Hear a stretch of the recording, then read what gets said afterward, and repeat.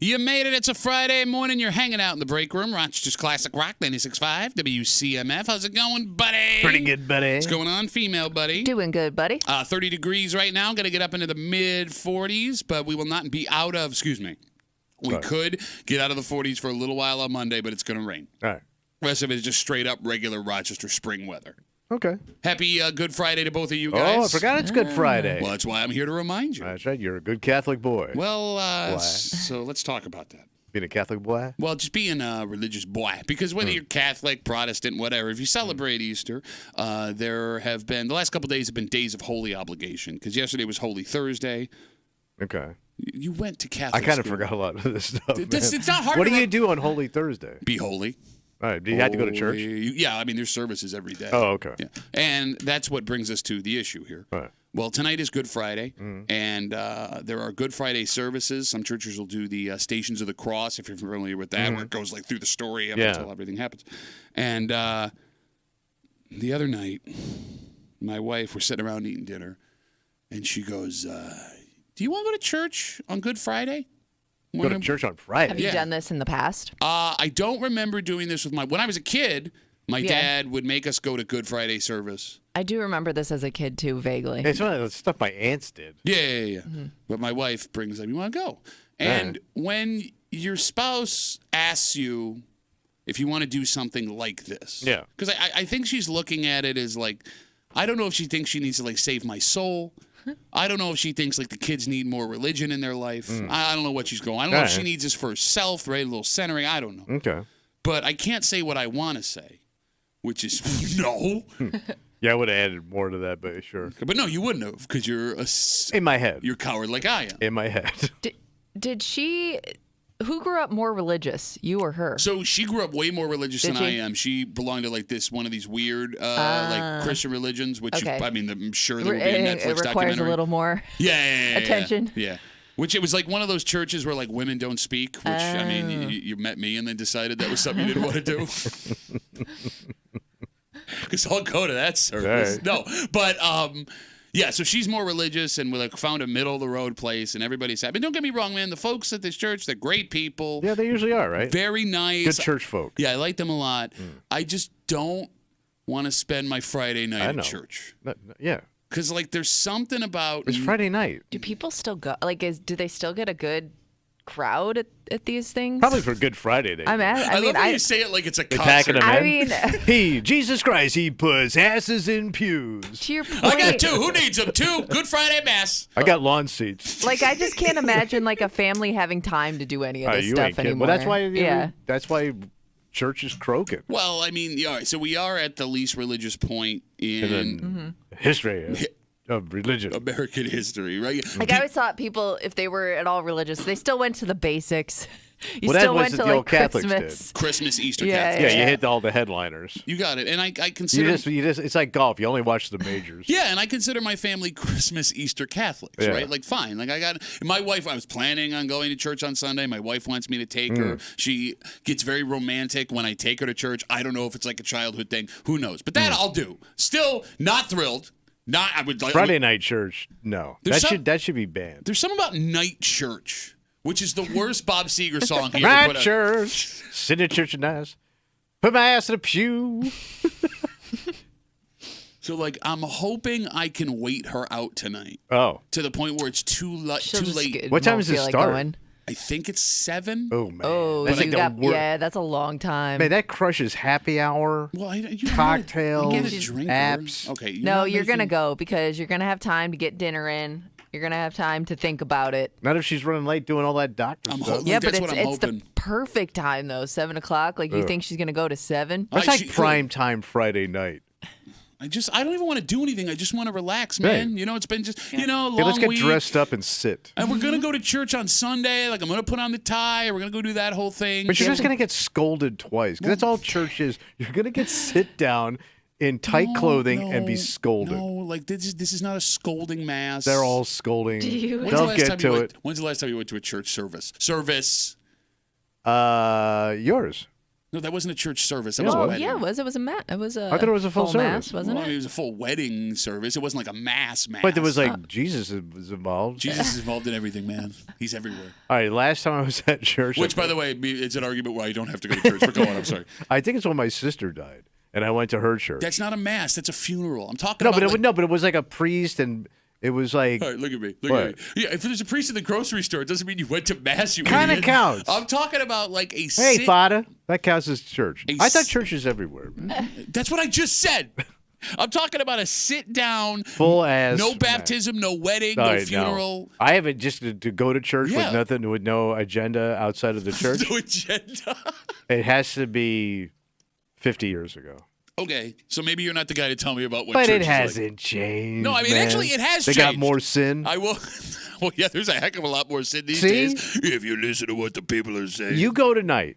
And in your head, just tally up how many times they scold you. No, I'm telling you, it's different than it used to be because I think they realized by scolding everybody all the time, they ran everybody out. People weren't coming anymore. All right, so it's a kinder, gentler church. A little bit. And again, I like these people. In fact, like these folks that go to church, I could like talk to them. They're nice people. I don't want to do Friday night church. Do you have to dress up for Friday night church? Yes, my wife. She's also of the old school idea. Like But like when you go there, is everybody else dressed up? Or are you like? Oh yeah, this is so this church that we go to is the oldest church in Rochester. Okay, wait, is that the place you got? Yeah, where we did your service. Okay, so yeah. So that's where we're going. Yeah, so like these people are. Everybody's in church clothes. Yeah, I mean it's church. And they styling.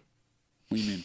They styling, we man. We don't go to a black church. I know what you're thinking. Kimmy, yeah, thank you. She has a mouthful of coffee, but she knew where tongue was going with this, too. I knew exactly where your mind went. Because my wife When you said they styling.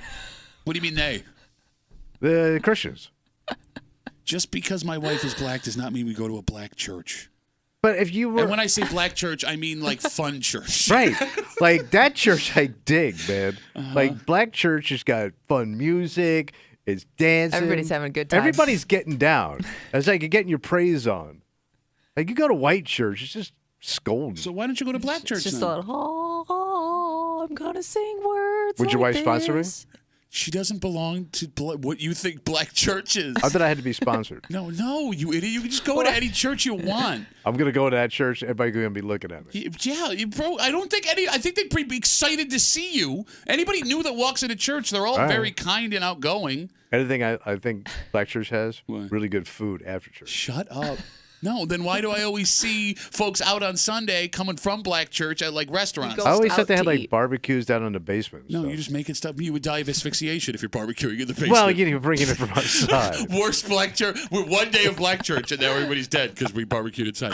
252 WCMF. 252-9263. My wife earlier this week brings up the fact that she wants to go to Good Friday Mass. I know we're going on Sunday. We're like Easter. Christmas. You just do the headliners. Yeah, exactly. And I want to make her happy, and I understand the need for religion in some folks' lives. I'm not here to judge, but I want to go to Friday church. It's just amazing how disciplined your wife is. Yeah. Because like I would think with her kind of a job, being a doctor, her job, her schedule, everything, you would not want to do this. No. Like you would just want to just kick unplug. Yeah. Instead of like doing more work. I don't know. It might be one of those things that like makes you feel like the world disappears around you. I don't know. I don't know. It's not that for me. Yeah. I just have flashbacks of being a kid. Yeah. Sitting in uncomfortable. Like here's the one thing: you want people to go to church, right? Mm-hmm. Make the chairs more comfortable. Yeah, but then you fall asleep. The chairs keep you awake. No, but like my back is spasming. That's why you have sciatic nerve problems. Yes, it's like I'm sitting on an old wooden ship coming to America. Yeah. Right. The only thing that thing is missing is oars. 252 WCMF. Let's talk to Josh. Hey, Josh, what's going on, buddy? How are you? Good. So, my girl only tries to get me to go to like you said earlier, the headliners, but I still go out of my way to not go with her to those. Well, okay, that's a dangerous move, Josh, because like asking for like 2 days and 2 hours of your year, I don't think is too much. Like she'll be like, hey, my family's going to the Christmas Mass. If you want to come, and I'm like, well, how about we go see my family in the morning, and then we can go to your family after they get out of church. Okay, so when's the last time you went with your lady to church? Probably to a funeral a few years ago. Okay, that's not church, it's a funeral. We're going to have this argument again. But it's in a church. Okay, so you have never gone to like a regular church service with your lady? I have, yeah, but Okay. I try to avoid it as much as possible. Do you have kids? Yeah. Okay. Really? The kids didn't even get you having to go to church? Well, for the baptism, but that was about it. Hey, you're the man. That's where he cut it off. Josh, thanks for the call, buddy. Have a good rest of the day. I will say this.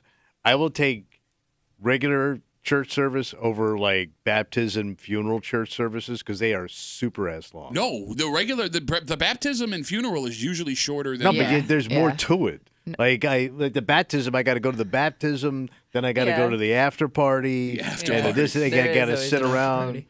Like it's all day event. Okay, and, I get what and you're here's saying. the worst thing, man.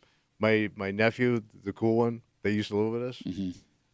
For his confirmation, he chose me as his sponsor So let me because he just- knew I wouldn't make him do anything. Let me just catch everybody up real Yeah. quick. In the Catholic Church, when you become an adult in the Catholic Church, where they look at you, Confirmation, right? Yeah, you have to be Yeah. confirmed, and it's like this, year and a half long class that you go through. And as one of the parts of it, you have to choose an adult who is going to lead you on your Yes. religious journey. Right. And he chose you. Of course, he was a smart kid because he knew I was going to do crap. How did the church let that happen? Why wouldn't they let has it any- happen? Because you have to be. Don't you have to be vetted? Like my godfather, for example, when I was a kid, Yeah. was a lapsed Catholic. He didn't go to Catholic church. He didn't go to church at all. And the church required a letter from the priest of the godfather at the time, Really? saying they were a Catholic in good standing. And this guy had to go in and negotiate with his priest so he could be my godfather and Yeah. not have to go back to my dad. Thanks a lot, Whitey, and say, "Hey, I can't be your kid's godfather." So I had paperwork because I had gotten married for a second time. I had to get an annulment. Okay. So you had to get like paperwork. Yes. It's like going to a lawyer. I'm By the way, guessing- you But have you to pay. keep all of that when you get to heaven. But you had to pay. You better have your folder ready Yeah. to go. Are So I they had still to pay strict this- about that? I don't know, but I had to pay money Yeah. to say that this first marriage that I was in didn't exist. And then I could get married a second time because I had to become a member of that church. Yeah. I think it was on Lexington Avenue, to get married for a second time. So I had paperwork that said I was a member of a Catholic church. No, So technically, I was in. you definitely weren't in good standing. How am I not if I, I don't paid know for everything you've ever said into a microphone But they in the don't history know of the that. world. Well, you thank God. Thank God they don't know it? that. I thank God every day. Yeah? I pray every day that there's not a God that I have to answer to. What does that even mean? I pray to God that there's no God. Has any sponsor ever done anything anyways? You don't do anything. No, there man. are people that take it very seriously. Really? Yeah, you don't Yeah, but want but that again though, person. like what do you do? I can do what you don't do. No, the idea is like you're there to be their religious God. Their Okay. spiritual It's a God. load of crap because like the church does it all. You're just sitting there. No, there are people that go out of their way to like do things. But for they didn't that. ask me to do nothing. No, I understand. I'm sure they looked you up and down and were like, "Yeah, this is a lost cause." Well, you think I don't look like a You Catholic? dragged that poor kid down into hell. No, I think you don't speak like a Catholic. I think you don't act like a Catholic. How do you speak like a Catholic? You speak like a regular Okay, person. what you're doing, the opposite of that. Like even like with baptism, right? The idea of a godparent is that parent, that's the person that's going to step in, God forbid anything that happens to like the mother or father of But the you kid. guide them through their religion, or No, you no, have no, to no, like. no. Well, yeah, I mean, yes, you're also you're helping them with But you that. kind of like adopted them, right? Yeah, but I mean, the way that was explained to me was if anything were to happen to mom and dad, that's where the Yeah. kid goes, right? So some people take these very seriously. I know. But I it's- had them. I had the godparents. But it's funny, like my brother picked. He's got 2 daughters, and I am his oldest daughter's godfather, Okay. but I'm not his youngest daughter's godfather. So, like, God forbid, knock on wood, if something were to happen, are we splitting the kids up? Didn't think about that one, did you, Yeah, Ryan? you would think you want to go the same way. I was Yeah. offended. Like, how do you, what, did I not do a good enough job on the first one? And by the way, I if I'm see. your brother, both of my kids are going to you because your wife's a doctor. She's got bank. I'm choosing Pick the bank. Like richest if I have family member? if I have a family member that's making like fat bank, Yeah. that's where my kid's going. What do you, I'm not sending my kid to some poor ass relative. Because that would really suck. Like let's say the one daughter goes to you, and then the other one goes to poor folk. That kid got the shaft, the godparent I shaft. always thought you picked different godparents for So each yeah, kid. we did with our kid Yeah. too. But like our kids, but like I know it's not really how it works. You don't go to a judge and be like, "I'm the godparent, so you give me the kid." They Yeah, it's obviously not really. You don't really have any responsibility. that was the idea. Shut up. Right. Now I want to go to church. I feel dirty talking Why to you about dirty? this. You know, I'm going tonight. Going. We're just talking money. No, you did what? We're just talking about money where your kids go. Okay. It has to be the kids with my wife. I think that she's like she wants to instill some kind of moral compass in the kids. Okay. But I mean, you could do that without going to church. Yes, you can. Didn't work for you. Didn't work for you.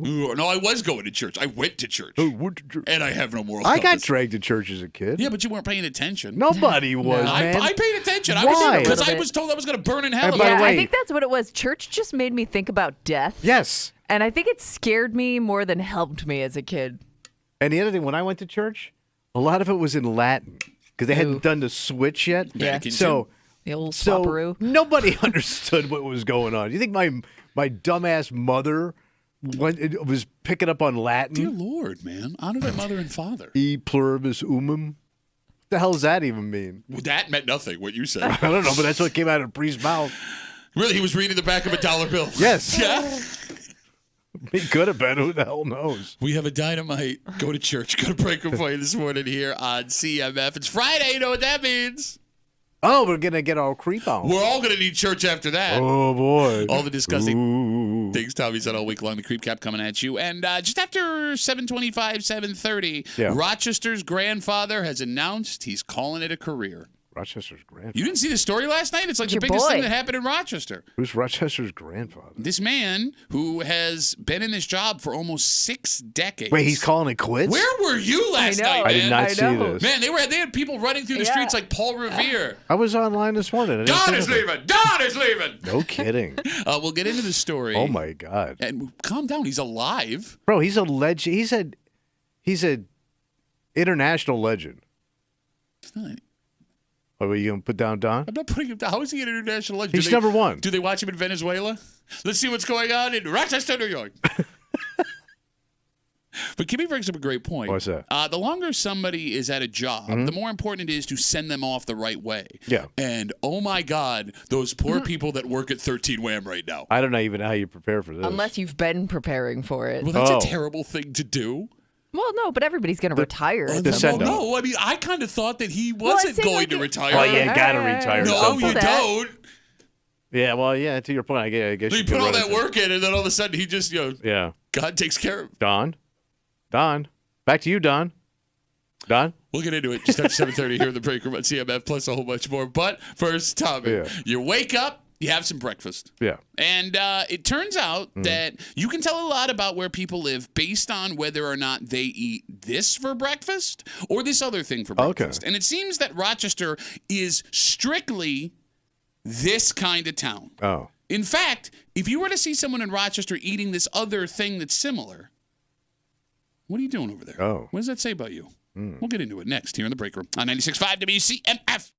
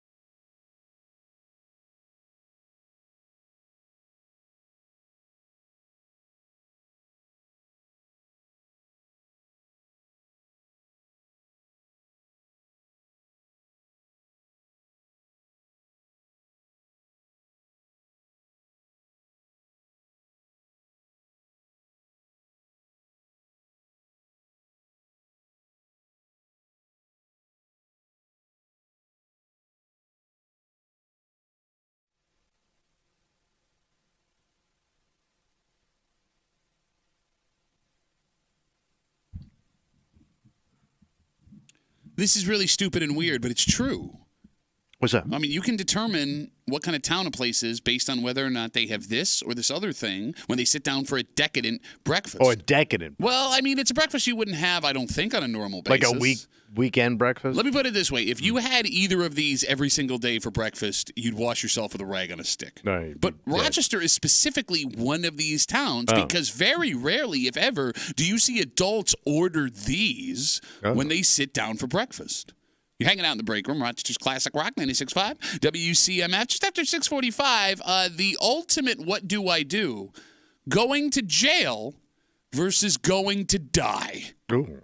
And it was what one man in our area thought he might be facing. Yeah. We'll tell you the story just after 6:45 here in the break room on CMF. So new data suggests that states and cities can be broken down into which one of two breakfast foods they prefer. Oh. So in this study, they talk about waffle states versus pancake states. So it turns out that there are 5 strict waffle states and 5 strict pancake states, and New York doesn't fall into any of them. New York is more of a middle ground where you break it down by community, which is weird because if I thought if there was going to be one pancake state above all other states in America, you would think New York would be 100%. Based on what's on most diner menus. I think you get more pancakes than waffles most of the time. Because waffles are a lot more work than just making pancakes. If I'm not making the waffle, if I'm going to a diner, I'm not making the waffle. Yeah. Somebody else is making the waffle for me, right? I don't have to worry about that. Kimmy, I was thinking more the stacks. The syrup situation. Oh, that too. Well, you syrup on both. Yeah, well, you you would can. put syrup on waffles. I get it. But what I'm saying is when you go out to these sugar shacks, which have been open the last couple it's of always weekends. a pancake. Never meal. have I been to a waffle sugar shack. They don't put that stuff on waffles. They put it on pancakes. I also find waffles are more of a commitment than pancakes. What does that even mean? Because you can make small pancakes and I just feel like I can eat like one pancake and be okay. Like the waffle they bring out it's never a small waffle. She's right. It's the size of the plate. Yes, it's always the biggest waffle you've ever seen. When's the last time you saw a small pancake at a diner? Oh, I've seen like diners that do like I don't know what they Those always have a silver different dollar name ones, for they them. call Yeah. them. Those are like at like cheap buffets. I can't tell you the last time I went to a diner and a pancake Either came way, out,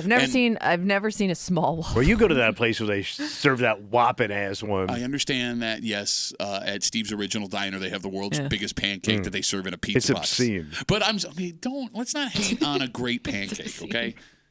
Obscene. It's not obscene. You're obscene. It's too much pancake. You don't eat it by yourself. Yeah, you so share you the always pancake. split The You always pancake? split pancakes. It's so big that my whole family, we still have pancake left over.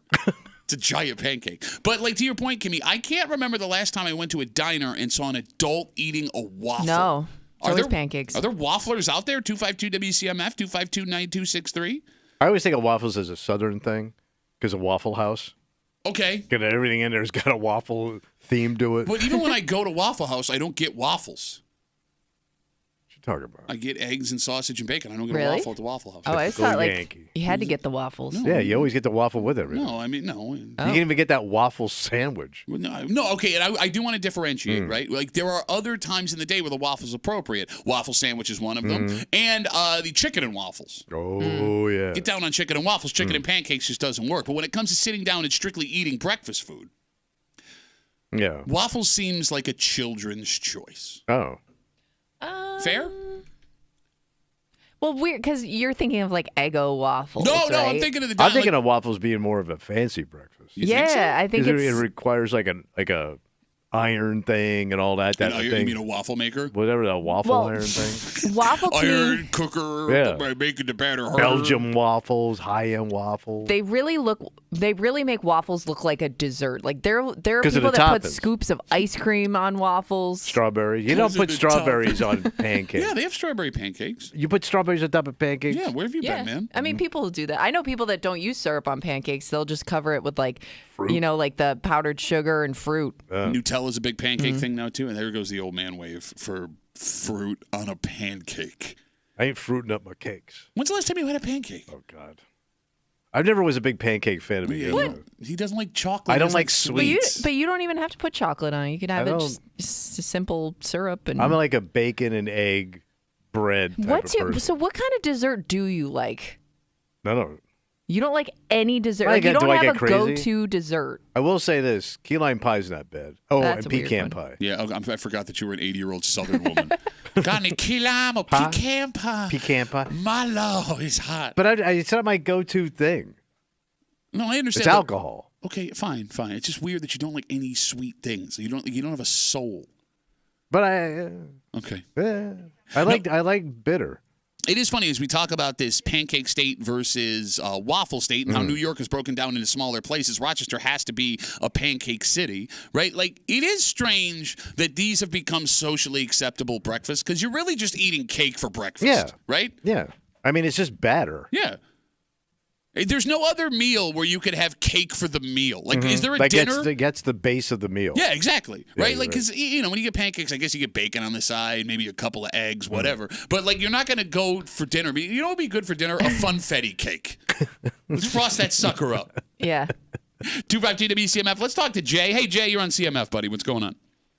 Hey, how you doing? Good. Calling about the waffles. Waffle Factory in Webster on Route 250. Yeah. Heading north past Ridge there. Mm-hmm. There's nothing like these waffles. So They're like New York City waffles. What They're is made a out New of York dough. City waffle? I didn't know New York City had a specific type of waffle. Yeah, what is that? They do. It's like a ding. They call it like dings and things or something like that. It's made out of dough. There's like little stands in like Central Park and Bryant Park and stuff like that. But Worldly Hold waffle. on. Jay. hold on. How many times you been out of New York? I don't know. A million times? Yeah, 20, Me 30 too. times, yeah. Have you ever seen one guy selling a waffle in Central Park? No, but I I will don't know, say but this. how often do you go They where did, you'd know? They did You have walk waffle- around. They You had, wouldn't see it. They had waffle stands in England. But I thought that was an English thing. Maybe it's like a Oh, metropolitan excuse thing. me. No, well, we were, in London? Mr. We were- Overseas. I mean, shut up. There's a lot In that to jacket? You're going to make that voice? You're In going to that hide jacket? Pog. You might see a couple of British waffles. When I got out of my Austin Healer. No, Jay, I will say this. I have been to that waffle factory place. It is delicious. It is amazing. oh my god! And they just came out with a French toast. What? Now. They just came out with a French breakfast toast. Wait, they bring in sandwiches, it's- toast from France, and they give it to you. Was that such a bag? It's unbelievable. The different things, like the 40 different things you can put on this waffle, the speculosis, the apples, and the blue. It's just unbelievable, the food, and the line's always out the door. All right. Well, Jay, thanks for the call, buddy. There goes Waffle Jay. What is it called? The Waffle House? I think it's called the Waffle Factory. Factory, I've yeah. been when I I think was a that's what he kid. said. Yeah. I had Waffles Benedict. That was good. I never got French toast. Of all the breakfast dessert style foods, French toast ranks last on my list. Okay, so I'll never order it, and I'm It's with you. sweet bread, basically. But so is pancakes and waffles. No, but Yeah, it's but- bread. It's yeah, an it's actual literally just bread. Like you yeah. could see the crust. Like So- you just ruined a sandwich. I'm with you. Like Yeah. I look at I will never order it, but sometimes every once in a while when my kids were little, they would get French toast, and I would eat it, and I'd be like, why don't I get French toast Really? more? I don't know. It's just- I it- never even think about And it. think about it. You're taking a piece of bread, you Yes. throw more batter on it, Yeah. fry it up, and then a lot of people Gets a put little like mushy. if they put cinnamon on it, Yeah. you can keep that. 252 WCMF. I see you guys on hold. Sit tight for a sec as we talk about waffle cities versus pancake cities, and we have to be a pancake city. Do you feel self-conscious about getting a sweet breakfast in front of another grown-ass person? Like, Kimmy, let's say our boss wanted to take you out for breakfast. Yeah. Just you and them. Yeah. I would feel weird about getting a pancake or a waffle or French toast. Like, I need to get a tough guy breakfast. Well, I think to your point earlier, Bob Ware and ham. to your point earlier, I always split those. Like I'll get like eggs or something, and then I always split like the pancakes or waffle or whatever with the other person I'm with. So I'm probably not going to split that with a coworker You or don't a want to ask boss. Bob if he wants to No. split some pancakes? Good. He'd split some pancakes. He He's probably Midwestern. would. I just I probably would skip it if I'm in a more formal setting. 252 WCMF. Let's talk to Bill. Hey, Billy boy, what's going on? Hey, there's a place in Syracuse called Funkin' Waffles. Mm-hmm. We used to have And, one here. Yes, we did. The old Yeah. Water Street, yeah. Yeah, and I went there and I actually tried to make one of their dishes that they make. It's a Thanksgiving themed waffle. They actually use stuffing to make the waffle, and then they put a piece of turkey, some mashed potatoes, and gravy on it, and it's actually really good. Okay, but I don't And see it that as a came out waffle. good That's at not home. Yeah, that's not that's like a Thanksgiving. dessert. That's Thanksgiving. It sounds good. I get down on that. Yeah, that's dinner, but it was disappointing. Their chicken and waffles was just some weak wings in a waffle. So I had the same experience, man. I went to the Funkin' Waffles here, all excited for chicken and waffles. Yeah. Tommy, I walked out of there sad. I did. I'm sorry to hear that, boys. Still not over it yet. Especially how expensive it is. All right, you're going old man on me, Bill. I'm going to let you go, but thank you for the call. Right. I appreciate it. What I spent on the waffles is just a weak wing and a waffle. Weak wing and a waffle sounds like the world's best dad cover band. We're weak wing and a waffle, thank you. All right, so either get your pancakes like a man or waffle like a child. You waffle. Child waffle. Put your waffle iron. There is a gentleman in our area who had a very serious decision to make. Oh. Because on one hand, if he went to the hospital, almost without question, he was going to jail. Oh. And he was looking at serious stuff. But if he didn't go to the hospital, he may have died. Wow. At least in the moment, he doesn't know what's going on. He's not a doctor. Yeah.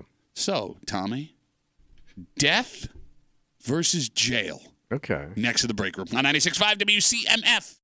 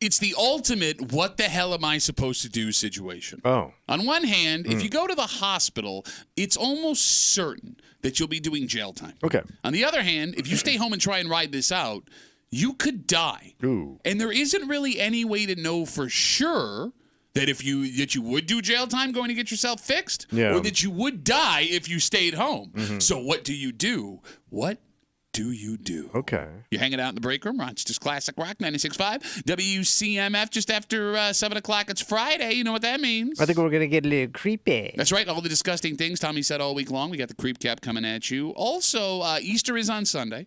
And the Easter Bunny will be making a visit to a whole bunch of kids across the world. Oh, yeah. It's just busy time. But it won't just be kids. Because it's just for the children. Well, see, that's just it. It's not. Because in an effort to do a study to find out the age where the Easter Bunny stops delivering baskets, this group could not do it because they couldn't find enough people where the age cut itself off. Oh. And we'll get to it just after 7 o'clock here in the break room on CMF. This story comes to us from the city of Rochester. Last Thursday, just after 10 p.m., the RPD showed up at the hospital for reports of a man with a gunshot wound. Jesus. They found a 41-year-old suffering from a lower body, non-life-threatening wound. They did an investigation, and they determined, Tommy, this man was not the victim of a crime. Oh. Turns out, according to police, this man shot himself by accident in his apartment with his own gun. Okay, that can happen. Yeah, that can happen. Here's the problem, though. This man was barred by law from owning a firearm. Oh. Yes. After he was treated and released from the hospital, he was taken to the Monroe County Jail for criminal possession of a weapon, and he's got priors. So if he's guilty, he's looking at serious jail time. Yeah. Serious jail time. Where did you say he shot himself? Did It said lower body. Lower body, okay. non-life, All right. non-life-threatening. You got it. But that doesn't mean this feels really good. Yeah, I don't think Chuckman Jones shot himself in the leg before he picked up his flugelhorn. Feels so good. So the situation we got here is a hell of a catch-22, Tommy. Yeah. You'd assume with a man with this kind of background who's well aware of the trouble he's in. He got some bad luck. Well, and if police find out he has a gun. Right. We could be talking over a decade in jail, depending on how things line up. But at the same time, if you shoot yourself, the options of what you're supposed to do next are kind of limited. Yeah. In theory, you could stay home and try and ride it out. But you can't write out a gunshot. Well, you could. How? Just sit there. And do what? You're going to bleed out. Hope for the best. Well, no. I mean, they say it's not life-threatening if you get to the hospital. Put pressure on it, cauterize it. I don't know. I'm guessing, just stopping the bleeding is going to get a little complicated. And the pain. No, the pain would be extreme. The pain, yeah. And I mean, even with a non-life-threatening wound, right? Like, you wouldn't know if the bullet hit an artery in your You don't know leg. anything. You're right. You don't know if the bullet's still inside you. If you sit there with pressure on the wound, are you sure it would eventually stop bleeding? You also have to worry about things like infection. Yeah. Yeah, you're scred. You had to get to the hospital. So you're saying you would do a decade in prison to survive? Oh, yeah. I don't want to die. Okay, but, I mean, what? At least in prison, I'm eating. 10 years in federal prison does not look like fun, especially for a guy in that jacket. I think I would be good. Hey, guy! Wait, say that again? I would be I think in prison I'd fit right in. You think you would fit right in prison? Yeah. I think I'd be a good prisoner. Yeah, like all the prison gangs would be fighting to get you in to their club? Yeah, I'd sign up. Prison club. The criminal dandies would like you to join, Tommy. Are you out of your mind? You think you'd fit in federal prison? If you had me pick one person I've ever met in my life that would be the worst at fitting in federal prison, I'm very nice to people. I keep my cell nice. Look at what you're wearing right now. Well, no, you get an outfit. Yeah, but you couldn't. I mean, how? You're the only one I know that has a sock investment. She's right. She makes a good point. All right, I'm out. I don't want to die. No, I know you don't want to die. I'll take prison over death. But here's the thing: 10 years in federal prison for you could be a death sentence. And I'm not saying that to be a dick. I mean, like, you brought it up. No, I'm just saying, like, medical care and the food you're gonna get, that's gonna cut some time off your life. I will say this: a lot of guys go into prison, they get healthy. Yeah. No booze. They're eating the limited food. Get some nice tattoos.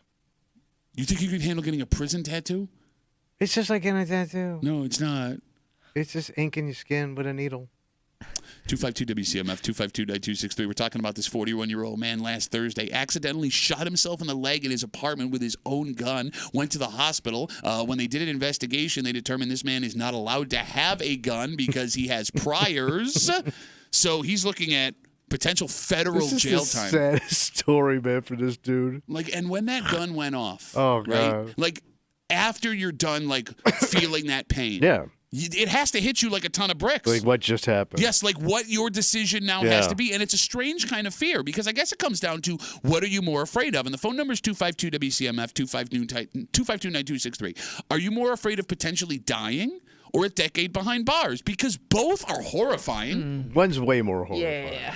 And painful. You get like an infection and you die from an infection that you don't take. That's an agonizing death. Okay. I ain't taking that. With a decade behind bars, you're right. You pick up a skill. You could be a lawyer. You have a chance to keep living. Yeah. But let's be real here, because you're painting this romantic picture of federal prison. And they always get some entertainment coming in. No, they Johnny don't. Cash used to show up. Yeah, no, he does it once every 60 years. You either get Johnny Cash or get Tommy Muley. I mean, one or the other. Hello, everybody. I'm Johnny Cash. Look, man, you go to federal prison. You could experience things that will change you forever. Oh, sure. Forever. You could walk out of there with PTSD. I mean, we know guys that have done time in federal prison, and they will tell you it changes you, man. Yeah. You do have to wonder, though, what's that? Based on movies, how many guys especially are confident they could take a bullet in certain places and just shake it off? I think it off? I think more men think they could take a bullet and shake it off than handle 10 years in federal prison. If you think you could do that, you're insane. If you think you could handle that kind of pain and function, you don't have a brain. How many times have we seen Bruce Willis get shot in the shoulder, wrap a T-shirt around it, and just keep moving? Right? And he defeated a whole bunch of Soviet terrorists. Yeah, it's right? true. So true. Like we've all watched those movies where a gangster uses a knife to cut the bullet out, dumps a bottle of whiskey on it, and the next scene they're totally fine.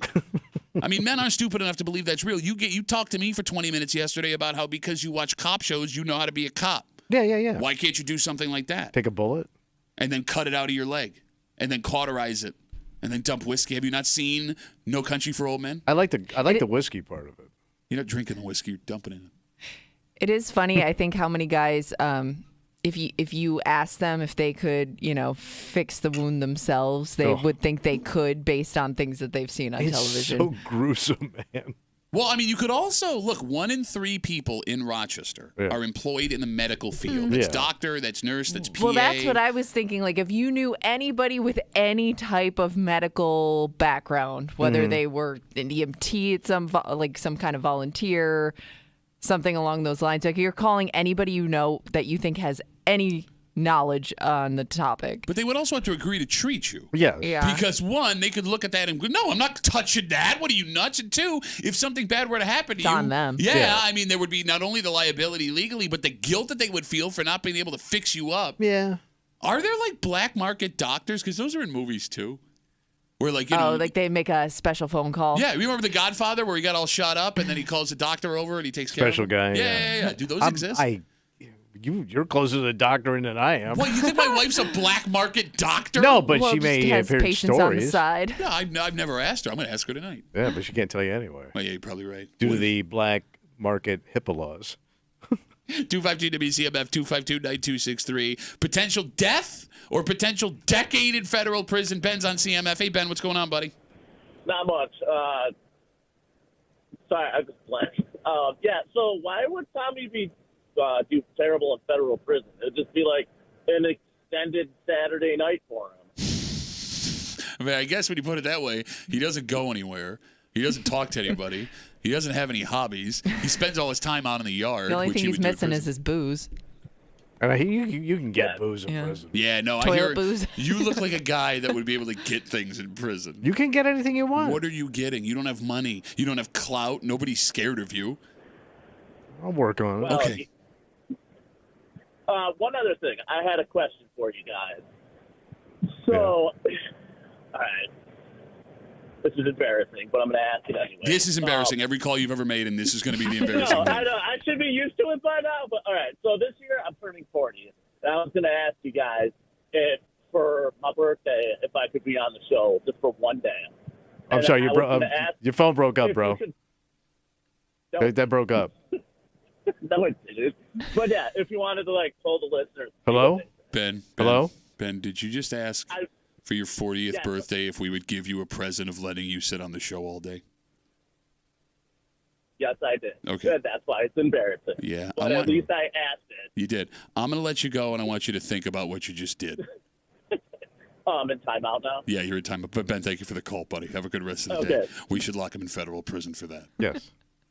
I can direct him to a show that would let him sit in all day. They let anybody sit in all day. Are you curious? Now, okay, I already know your stupid answer. Well, no, yes. Look, I've never been shot, thank God. You've never been shot. Nope. Kimmy, you've never been shot. Nope. Aren't you a little bit curious about what the pain of being shot feels Nope, like? it looks like it hurts. So Well, no, obviously it's gonna hurt. It's gonna hurt. I know people that every time we talk about BBs or the pellet guns, I know people have been shot with those and say it's extremely painful. They still have a pellet lodged in their skin. If that person somebody the one kid I'm thinking of, pretty tough kid, if he says that hurts, I don't want to know what an actual bullet feels like. I understand. Okay.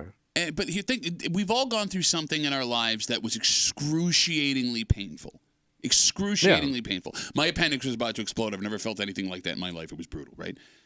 What I'm asking is, if you get shot, is it so painful that you don't even have the ability to come up with should I or shouldn't I? You're just getting in the car and you're going to the hospital. I hope you have enough wherewithal to just get yourself. That's not the question. That's not the question I'm asking. Because maybe eventually you have the quote wherewithal. I can walk it off. No, well, to say I'm going to the hospital. I'm saying is the pain so excruciating? This debate we're having doesn't even exist because I just have to make this pain stop. For me, it would be that. Well, yeah, you're a big old sissy though. Yes, I am. But I've also had excruciating pain. We all have. Well, no, I mean, and then you want to go to the doctor. I've had pneumonia. I've had gonorrhea. Yeah, no, I hear pneumonia, gonorrhea. They call gonorrhea the getting shot of STDs. I would say getting gonorrhea is getting a bullet that's coming out of your penis. You wouldn't know because you've never been shot. No, but that's what it feels like. Gonorrhea bullets. Yeah. I'm sure there are guys that have had gonorrhea and been shot that can tell you you're a... Oh, you're saying, I thought you meant both of this. No, at the same time. Oh, no, I got gonorrhea. And I've been shot. Would you get it as you're having sex and being shot, or would you be handed the results of your STD test while someone's shooting you? How would that work? I don't know. Okay. I would think any of those things. If you ever talk to anybody that's had a heart attack and remembers it, they don't ever want to experience that again because it's like a hot knife in your chest. I understand. So but think of that. If the question is try and ride out this heart attack and hope for the best or do 10 years in federal prison, would you have the ability in that moment to even think about making that decision? Or is it I just want the pain to end. Yes, your human instinct takes over and you're not even thinking about what's going to happen. I just got to make this pain stop. Yeah, I'm for pain go away. Okay, everybody's for pain go away. What are you, a Native American? I'm taking pain prison. Go away? Yes, I'm taking prison. I don't think I'd survive in prison, man. I might risk. I mean, people do prison time and get out. They get out. And you might also yes, it sucks, but they get out. And you might also think, because I'm sure, if you're in excruciating pain, you're not thinking 100% clearly. So you're like, I don't care. Just take the pain away. I'm going to make up an excuse to try it. I'll take my chances trying to get out of it. Okay. I mean, if I could handle that pain enough to think, I might risk dying in my apartment, man. I don't want to go to jail. I don't want to go to prison. I don't want to go to prison either. Nobody wants to go to prison. But you just told me you were going to run the prison within a week of being there. I'm running it. I just think I got booze. I'm head of the Dandy Boys. I think I get out early because I was a good prisoner. No, why would you be? You're a bad person. Why would you be a good prisoner? But the stuff that they want you to be good at, I think I'm good at. You think you couldn't be talked into any corruption in prison? And you just said you would have booze, which is against the rules. Yeah, but if you tighten up the screws, I think you're good. Okay. You should try to go to prison. I'm sure you'd survive just fine. It's Friday. You know what that means. Oh, we're going to creep it out. That's right. All the disgusting things Tommy said all week long, the creep cap coming at you. And, the Easter Bunny's coming on Sunday. Yeah. Which means there are a bunch of kids that are going to get their Easter baskets, for Easter. Oh, sure. And one group tried to do a study to figure out when the Easter basket stops visiting people based on... was the cutoff? Yeah, the age cutoff. And they couldn't do it Because they can't do it. They It's couldn't. very easy. No, it's not actually, because apparently these days it seems the Easter Bunny never stops coming. Really? And we'll get into it next to the break room on 96.5 WCMF.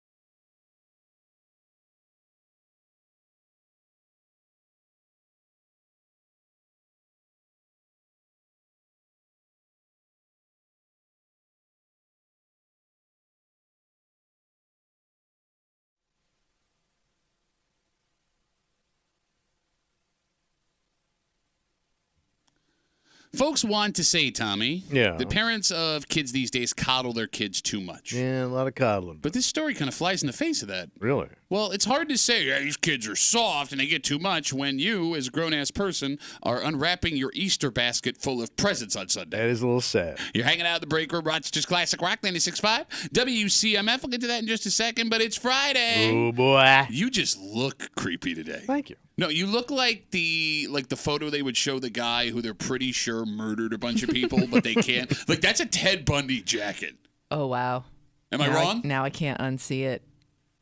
Yeah, but he's like one of the most famous serial killers of all time. Yeah, I don't know if I'd go for that. I don't know. If He's like the Johnny Carson of killers. Yeah, I don't know if I'd shoot for that, literally or figuratively. All the disgusting things Tommy said all week long, we call it the Creep Cap, and it happens now on CMF. Yeah. Oh, man. All right. God. All right. How hard? Okay. All right. I love it. Favorite words of Mama every had multiple handguns in her panties. She shot off her vagina. They found it in South Carolina. It's just like one of those things that was designed for something else, but they find out it also hits the horny zone. So the horny zone? Highway to the horny zone. Dixie jugs, don't touch them, son. There's a 38 in there. They're always named after what you're Bar. going to be doing. Breathe. Thighs. You're going to be doing thighs? Yeah, I'd like to go to that gym. Oh, your mom's usually there. No, I don't want to go anymore. See, that's why I'm trying to give you a 401. Doesn't chemo make your batch like radioactive or something? Yeah, sounds like fun, man. Not for the other person, it's not. Think of Well, how... it's not going to be like that blood coming out of the alien in that movie. I imagine it more like Spider-Man. It's my alien batch. I got it. Think of Wait. You're saying with alien batch there could be Batch in space. Yesterday, School 45 in the city got a visit from the Whale Mobile. Bro, your mom's on tour? Coming to Darien Lake this summer. Log on to CMF now. Win tickets to see Mom's on Tour. The Whale Mobile. Mama's vagina got splinters from Daddy's splintered up dong. They found her old splintered up vagina in South Carolina. It's going back to the classics, ladies and gentlemen. Bits of her nips in the old Mississippi. How would you like to be a traveling wiener connoisseur? So when does your mom start? It's called, Uncle Tommy's a wee cat in the meat. Bring it to your mouth. Got that? There's that Sauce. There's that hard work in Italian. Why did you go Louisiana at the end? Sauce. It's so good to be a creep. There it is, the Creep Cap on CMF. So Easter's on Sunday. And if you celebrate, you may be in contact with the Easter Bunny trying to get all that done with the kids. Yeah, sure. Right? And one group trying to figure out, childhood and when things start to end. Yeah. We're trying to determine the average age parents decided their kids were too old for his visit from the Easter Bunny. Yeah. You get what I'm saying? Getting an Easter basket. And it turns out that this group could not do that because when they started to ask parents how old was too old, they found out for the majority of parents, there was no such thing as too old for an Easter basket. Too old. And we're not talking like 14, 15, 16. We're talking grown-ass people. But- You go to your 18 parents' house for an Easter basket? Yeah, into their 40s. doing an Easter Come egg on, hunt? 40s. Okay, the Easter egg hunt is also included in this. What are you Grown- putting in there, Robitussin? Yeah, because that's part of it. That a kid wakes up, looks 40-year-old. looks for the egg, tries to find the Easter basket hidden somewhere in the house. You look for a job. And to be clear, like these Easter egg hunts and these Easter baskets, I mean, there are some for the grandkids, but they're not for the grandkids. These Yeah. are things that older parents What do you put in them? are still putting on for their kids that are in their 20s, 30s, and 40s, grown-ass people. I mean, You whatever. put grown-ass people stuff in there? You Yeah. put kitty candy. No, you put candy in there. The candy's a part of it. I guess whatever you want to put in for a grown-ass person Easter basket. The phone number is 252-WCMF, 252-9263. Are you a grown-ass person who still gets an Easter basket? Do you still give Easter baskets, or does the bunny visit your grown-ass kids on your behalf? Kimmy, when is the last time you got an Easter basket? I don't even remember. I think my mom stopped it early because I remember Good. she was very big on like, well, we don't celebrate Easter unless you go to church. And I think me as a kid, I'm like, well, bye church. I did. Wait, you hated church so much you gave up your Easter basket. I'm pretty sure that's how it went because I remember her trying to make that deal with us, and my brother and I were like, I think we're done with Easter then. I'm not even going to ask you the last time. Like Eisenhower was still in office when you got an Easter basket. Yeah, it was like you were always like a little kid, but it didn't go long. Like, yeah, I don't remember. My brothers and sisters didn't get them. So what my brothers used to do to me when I was a little kid, I would get a chocolate bunny, right? Yeah. And because they didn't get nothing, my brother would go, well, let me kiss your bunny for good luck. Mm-hmm. So as a little kid, I'd hold it up and they'd bite the head of my Easter bunny. And I don't even remember this. I'm like a little kid. My mother said I would come screaming into the other room with a headless Easter bunny. That is so cruel. You know what the funniest part was, too? I think us not doing Easter anymore, the only person disappointed was my dad because he loved to see the competition between my brother and I shoving each other out of the way to get to the eggs. What, Hunger Games Easter in your house? With the Easter egg hunt. Set, go. I think he got more enjoyment out of it than anybody else in the house. Now, they cut that off early, too, right? What's that? The Easter egg hunt. No, the Easter egg hunt still happened for grown-ass people. So I have buddies whose parents will, like, hide eggs and beers in the backyard, and they will go and do their I thing. do know. Like, I've seen families do Drinking this where it becomes Yeah. it becomes more of like a drinking activity for the family. But it's like beers and eggs full of chocolate. Yeah. All right. And, I mean, I guess you could have worse things in the world than chocolate and beer. I guess. Do either of you have a problem with grown-ass people calling the Easter Bunny to make sure their kids still get a basket? Yeah. Well, I yeah. would think once your kids, like once the grandkids show up, then It's all about the little ones. Yeah, like then it becomes more fun watching the Muscle little it kids in. enjoy it all and putting it together for Yeah. them. I don't know how you could do both. You should be embarrassed. Why? If you're 40 and there's an Easter basket on your lap and your mother's taking a picture of you, that is sad. Okay, well, I don't. It's it doesn't sad. have to be that. I don't understand why you get so weird about stuff like this. Like It's parents. like, let it go, man. Okay, but Or go buy yourself a piece of chocolate. At some point, it might be more for the parents than it is their kids. Which is also sad. That's sad on the parent. can't. What the hell did you raise, man? Oh, shut up, you spoiled ass bitch. You were saying More about tradition, I guess. I don't know. I mean, can't you make the argument if we look at other holidays like this? Like, parents still get their kids Christmas gifts every year, and they sit them around the tree, and those people will open the gifts. What's the difference between that and an Easter basket? I listen, man. You know how I feel about all that stuff. So I'm anti-holiday. So your wife is lame and weird for getting your stepkids Christmas presents every No. year? No. What just happened? She's one of the good ones. You just said, you know how I feel about this, and but I tell her all the time, like, I do say, why are you spending all this money? You try to come between her and her say kids. that. You don't say that. Yes, I do. Gently. Very gently. Are And by you the an way, idiot? it's only going to ramp back up now that you have a grandkid. Yeah. Where I say, yeah, I'm all for the grandkid. Okay, all right. Put it on a grandkid. And by the way, if parents These kids make more money than we do. Oh, shut up, you old bastard! How is that their fault that you have no education and you're illiterate? What do you want from me, man? I give it a good shot. No, you didn't. I did. I used all my talent. 252 WCMF 252-9263. And what might be the funniest story of Easter? A group tried to do a study on when people stop getting Easter They baskets. couldn't find it. They couldn't do it because apparently a ridiculous amount of people into their 20s, 30s, and 40s are still getting Easter baskets from the Easter Bunny. Yeah. It's just weird to me that you get so upset about this, that parents still love their kids enough that they want to continue this Do you tradition. love or are you so selfish you can't let go and let them be people? Because that's what it really is. Well, I don't know. Maybe it's the memories of getting all together again. Go make new memories. Why you hold on to these old memories? Are you so stuck in the past Oh, my you're too God. afraid to make new memories? Do you think Are you're- you scared of the future? Do you think you said you should be scared of the future? Why? What do you mean why? You think it's going to get any better for you than it's been in your past? I'm nailing it, No, man. like I feel like it's a Do you not see this shacket? I think it's fair for parents to realize that the best times with your kids is when they were growing up. It's all a control game, man. Oh, shut up. You parental control freaks just want to hold on and get your talons into these kids and you don't want to let go.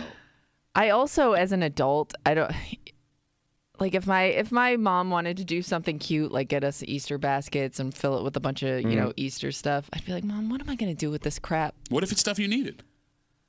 Stuff you wanted, electronics. What if she wants you and cash? your brother to hold the baskets Yeah. and take a picture of your Easter I'm basket? going to guess most parents doing this for their adult children. Their adult children don't want it. Kimmy, They hate it. Kimmy.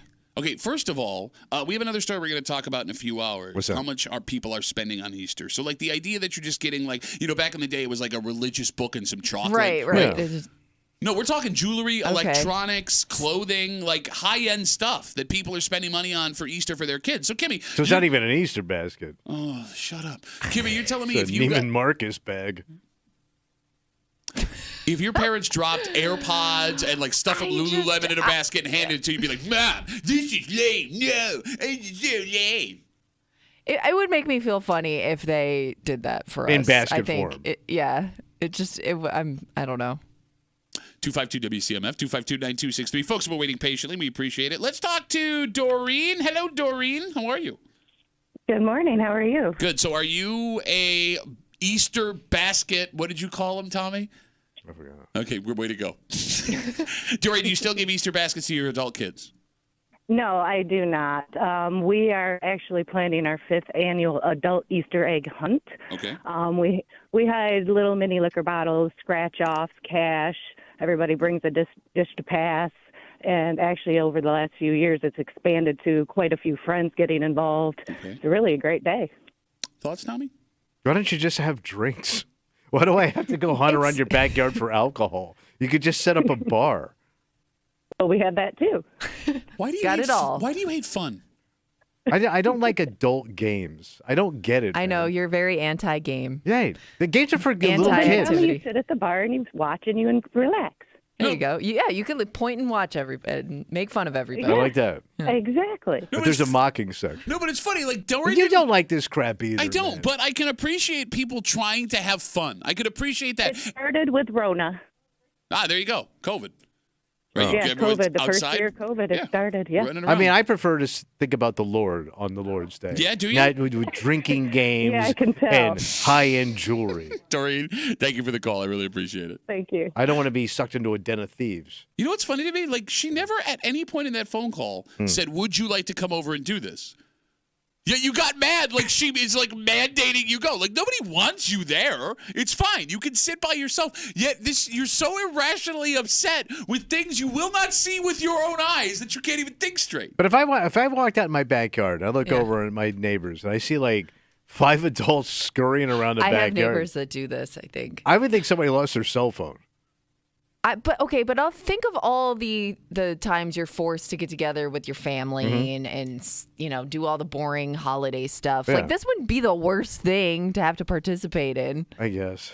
Man, I don't. kind I of don't a like distraction. Here's what I hate when I get together with people, and I have to fake happiness, like I'm enjoying something that I clearly But cannot isn't that stand every to do. time you're around people? Yes, and it's very hard for me. And don't be rolling your eyes like you're so above board here, man. But when it comes you don't to want to like, do this suck stuff either. suck stuff, your mom's going to be there. When it comes to like parents and kids, that I get. I get wanting to extend the joy and the magic and the memories. I kind of wish my parents did this. No, you don't. Okay, my specific parents, no. But if I had parents that were like Rockwellian, I'm going to do this. I'm telling you, I will be this parent that's still getting my kid an Easter basket into their 20s What and happens 30s. when grandkids show up? So I'll get them one too, No, obviously. that's when you cut it off. Well, no, once 'cause- the grandkid shows up, I think all the attention has to go to the grandkid. That's what's for them. But here's the thing, like the Easter bunny brings the Easter basket. I don't know if grandma and grandpa are supposed to get Easter stuff for the grandkids. You can do whatever you want. It's candy. So and I your can do grandparents. I can do whatever I want with my kids. If they're 20, 30, it's candy. They're my kids. I already did the old man. You did. one. Thank you. I only do one a break. 252 WCMF 252-9263. Again, a group tried to do a study on the age the Easter bunny stops bringing you Easter baskets, and they couldn't do it because they found that a stunning number of Americans never stop getting Easter baskets. Grown-ass people. Armand's on CMF. Hey, Armand, what's up, buddy? How you doing, man? Good. I'm like about to be 30 this year, and I still get Easter baskets, and I love it. Tommy, nobody loves you. That's why you can't crazy that. That's true. All right, Armand, hold on. I got questions. I got right. questions. Who ahead. gives you your Easter basket? Mom Duke, shout out to Mama Bear. She always show up with Easter baskets every year, and she do it for her grandkids. She do it for her kids. I love it. She even go out and pass out Easter baskets. I think she's bored sometimes, but I mean, I'm gonna take the Easter baskets because I do a lot of recreational activities, and it come in a clutch. Whether it's the candy or she get body wash, soap, whatever. So you get like candy and then like adult stuff in your like body wash and combs and things. What do you get? Yep. So last year I was the Easter bunny, so she got me. She actually got me like a gift card. She got a bunch of chocolates in there. It depends on how she's feeling that year, I guess. But she gave us the Easter basket, and she got 5 kids, and she gave all of us an Easter basket. Is she adopting? Because I would like an Easter basket. I mean, if you want an Easter basket, I asked Mama Bear if she was making an Easter basket, but she probably tell you no, Duffy. Thanks, I appreciate that. Good to talk to you, Armand. Have a good rest of the day, man. You too. Take care. You got awfully quiet there all of a sudden. Yeah, I know. Huh. Well, when That's he funny. describes it, it sounds a lot more fun. Oh, does it? What, body wash and candy does it for you? No, it's just the way he broke it all down. It's the same thing we've been saying. Nah, y'all do it different. Oh, yeah? How so? Why? Why am I The different? kids and grandkids get Easter I baskets. can't put my finger, but there's something different between y'all and Armand and when they break down Easter. His Easter sounds like a lot more fun. 252 WCMF. We'll take one more call. Heather's got the last word. Hey, Heather, how's it going? Good morning. So I guess my take on it is it's kind of like similar to a mini Christmas. And I have 2 kids, and I know when we go to our family's house, like the attention's on the kids, but for Christmas, the adults still get, stockings and whatnot with like gift cards or scratch-offs in it. So I think it's similar to that aspect where your parents, especially in this economy, like even if you're 20 or 30, like it's a struggle out there. They know that couple of gift cards or Tide Pods or whatever, like it's going to be a big help. And it's just like a gesture, and that just happens to be the form of gift giving. And Easter comes in a basket instead of a stocking. Did you just call Easter mini Christmas? That is mini Christmas. Is it not a holiday revolving? Yeah, where the guy died. Well, he was born and he died. Yeah. And then came back Hey, again. welcome to mini Christmas. It is mini Christmas. That's the issue. And then he you looked took. at his apostles and said, "Thank you all for coming to mini Christmas." Well, he was born You're again. not going to really I think- dig it, okay. Jesus. Born again? But I think as a kid, you kind of look at it, though, that way. Like, oh, it's another Candy. holiday for gifts. No, those were the 2 big holidays as a kid. I would also like to point out what a coward-ass bitch you are, because you kept your mouth shut while our mom was talking, and the second Heather's time, let me tell you something. Let me tell you something about Well, because she ruins the holidays. Heather, how old are your kids right now? They're 4 and 5. Okay, so you're in the heart Adorable of it. Awesome. age. Do you see Yeah, yourself? so obviously, like, the magic is great for them on Christmas and Easter morning. But, I mean, adults still get things on Christmas morning, too, just the same way that you can get your kid. Like, they're still your kids. Your kids are your kids. And if you want to get them something nice as a gift for Christmas, you get, smaller, nice for Easter as well. I don't see, like, the issue in that. Are you married, Heather? I am. Okay, 7 years. all right, congratulations. That's awesome. When your kids get to be 18, 25, 30 years old, would your husband, do you think, fight you on continuing to call up the Easter Bunny and get Easter baskets for your kids? Well, they're not from the Easter Bunny. It's more of just like the stockings for adults on Christmas are not from Santa. It's you're getting your kids a gift from you on Christmas. Got it. No, giving I a understand. gift. There's kids listening, Heather, for God's sakes. Great. Thanks for the call, Heather. Have a good rest of the day. Kind of thought everyone understood what we were doing here. Okay, good. But think about this too, like extending the money you're spending, because now you're talking about putting super expensive stuff in these baskets. Yeah. It ain't like your standard bunny, right? You're talking like Not your mama's Easter basket. Even your standard bunny is expensive. Right. So I would try to push let's cut this out because of the money we're spending. The cost. Who's got money? You want to go into You're a good telling me home? nobody's got $400 in the bank, but we got $400 Easter basket. You want a good home? Better drop that Easter basket on my front step, bitch. What are you talking about? Oh, yeah. You want an ice cream machine? No. You want that ice cream machine? I better get some AirPods. There's a delicate dance we're doing here, buddy, and if you step on my toes, I'm stepping on yours down the street. All right. So you put it like that. Let's take a break. See, this guy seems like a guy who would get all of his grown kids Easter baskets. Like, he's kind, he's gentle, he's Rochester's grandfather. Oh, yeah.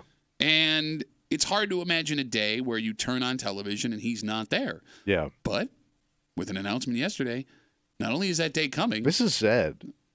Is it? I think it's more of a celebration. I mean, I'm going to miss him. You're going to and miss the him. replacement, think of the person that has to follow that dude. Okay. He doesn't know you, by the way. You're going to miss him. He has no idea who you are. He knows. No, he Oh, doesn't. he knows. What are you talking about? He's a legitimate journalist newsman who people like. Yeah, we did a couple of gigs together. You didn't do nothing. And even if you did, 2 gigs. he don't know your name. Oh, yeah, he knows my name. Ooh, Don don't know your name. I bet you he knows your daddy's name. I don't know. No, probably. Well, he's got really he spiky knows your hair. daddy's name. All right, but the bottom line is this. We never thought this day was going to come. Yeah. It was unimaginable. And now this man, a legend, world record holder, Mr. Rochester, is just a couple of months away from saying goodbye. And we'll get into it next here in the break room on 96.5 WCMF.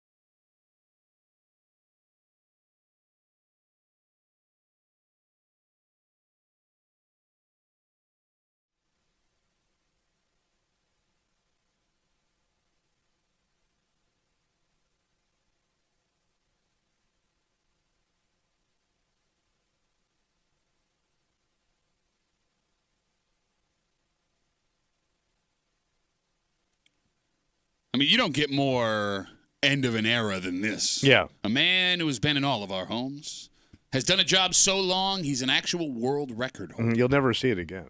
So saying goodbye to this man is going to be tough, not just emotionally, but someone in this room makes a great point. The goodbye his coworkers are going to have to give him. Oh, boy. Bigger and better than ever. It might be impossible. Yeah. I know. You're hanging out in the break room, Rochester's Classic Rock 96.5 WCMF. You can head to the contest page at WCMF.com right now. Enter for your chance to win a pair of tickets to see comedian Tom Segura Friday, September 27th. KeyBank Center, courtesy of Live Nation. Tickets go on sale in exactly 2 hours and 28 minutes today at 10 a.m. So get on that with your friends in the break room on CMF. Yesterday, it was announced that 13 Wham's Don Eilhart is retiring. Wow. 58 years on the air, which is a Guinness World Record for the longest consecutive career as a television news broadcaster. He started at the station in 1965 when Tommy was only 34 years old. And if we had to pick a Mr. Rochester. Oh, yeah. Can you guys think of someone who would be more appropriate? No. Nope. He is Mr. Rochester. Yeah. He's like Cronkite.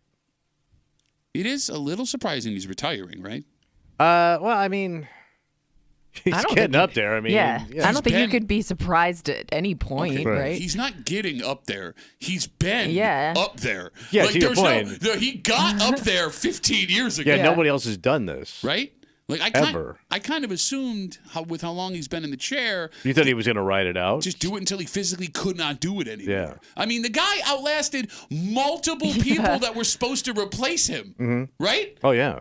And the story on 13 Wham says he'll be hanging it up by the end of the year, which means there is now some pressure for the people he works with. Because, Kimmy, you saw this story, and your first thought My immediate thought was the pressure is on with his coworkers now, because I'm sure that you talk about people that have come and gone and called it quits already in his time.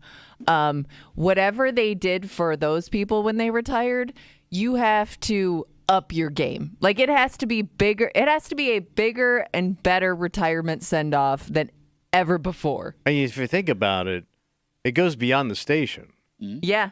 Like the community. Okay. Like we should all feel the pressure. No, like I wouldn't be surprised if the city didn't do something. Yeah, they're going to do something. You know what I'm saying? It'll be that big. Sure.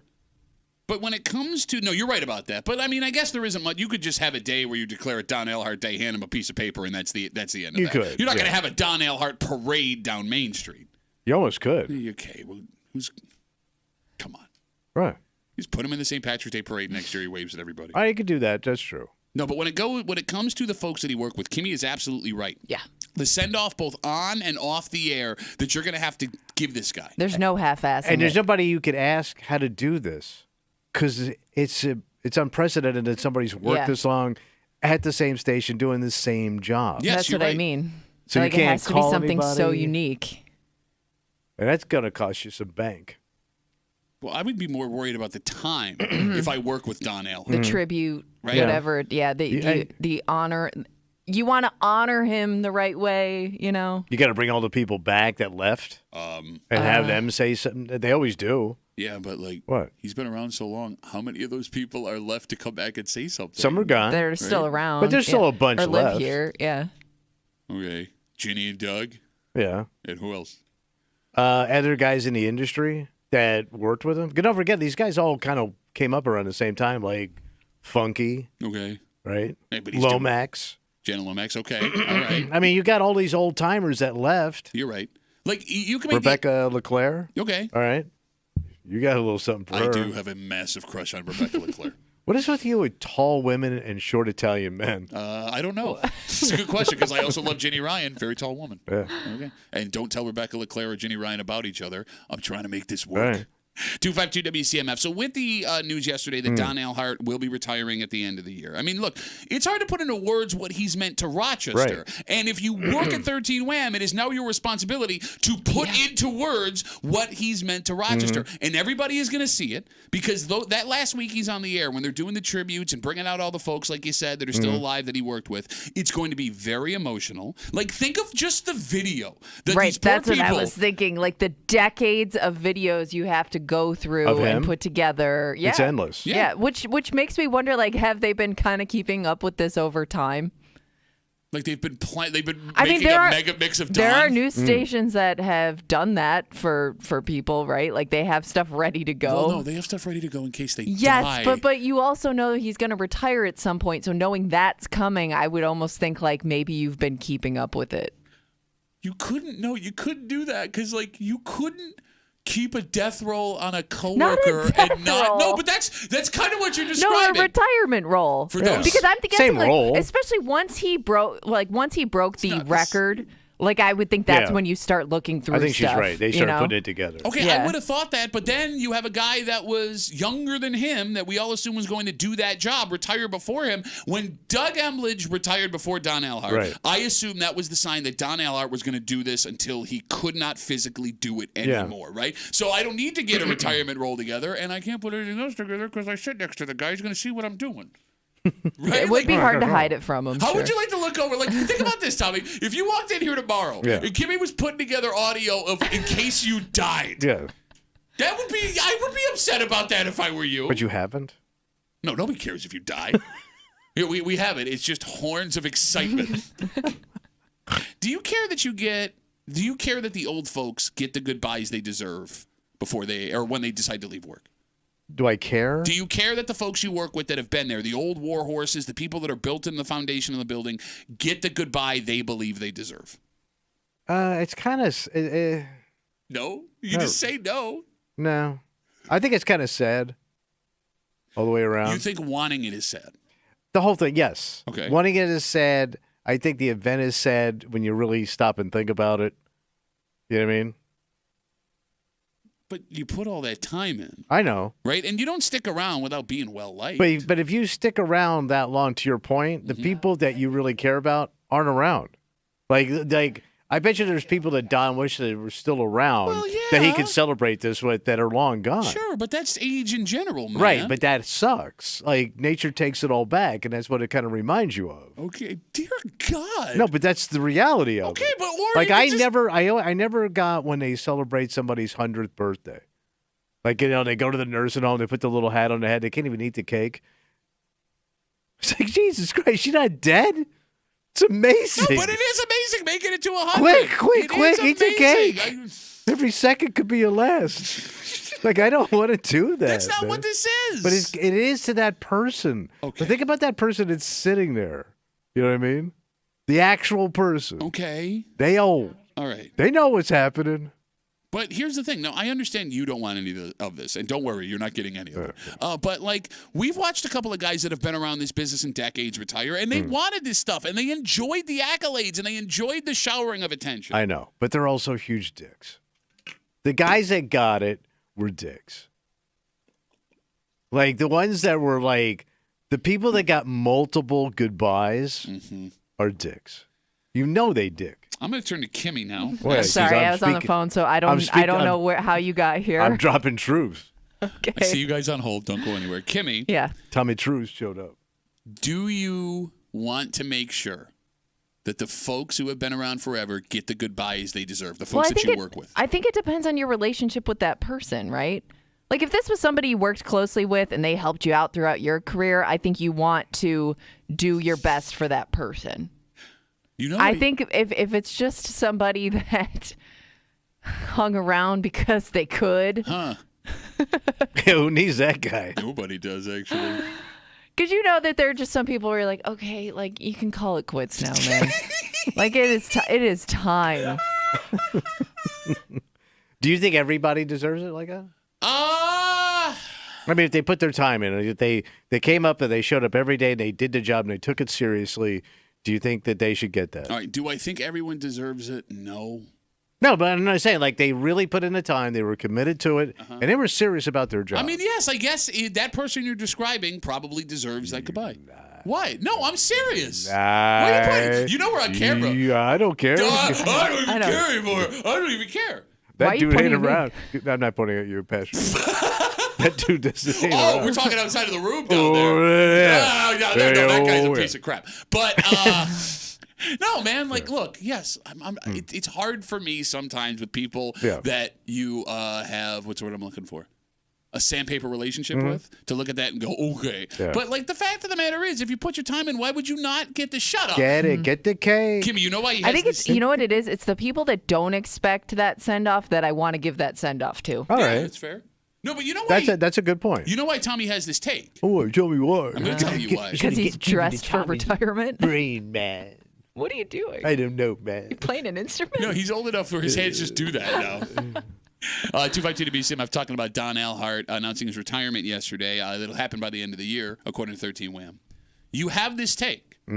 Because I know you want all of what we're describing. No, I hate it. You love the attention. You've seen your coworkers get it. Yep, you think you are more talented than anybody else, right? Like, I don't want the attention. I just come in and talk into a microphone every day for 4 hours. And did you stand up comedy poorly? It's enough for me. The reason you have this take is because you know no one's going to do this for you, and it makes it easier for you to deal with that. I don't want it.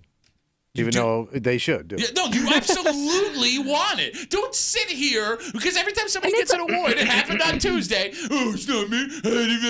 I've been here. Oh, that stupid award. 3 decades. I've been here 8 months to get an award. Unreal.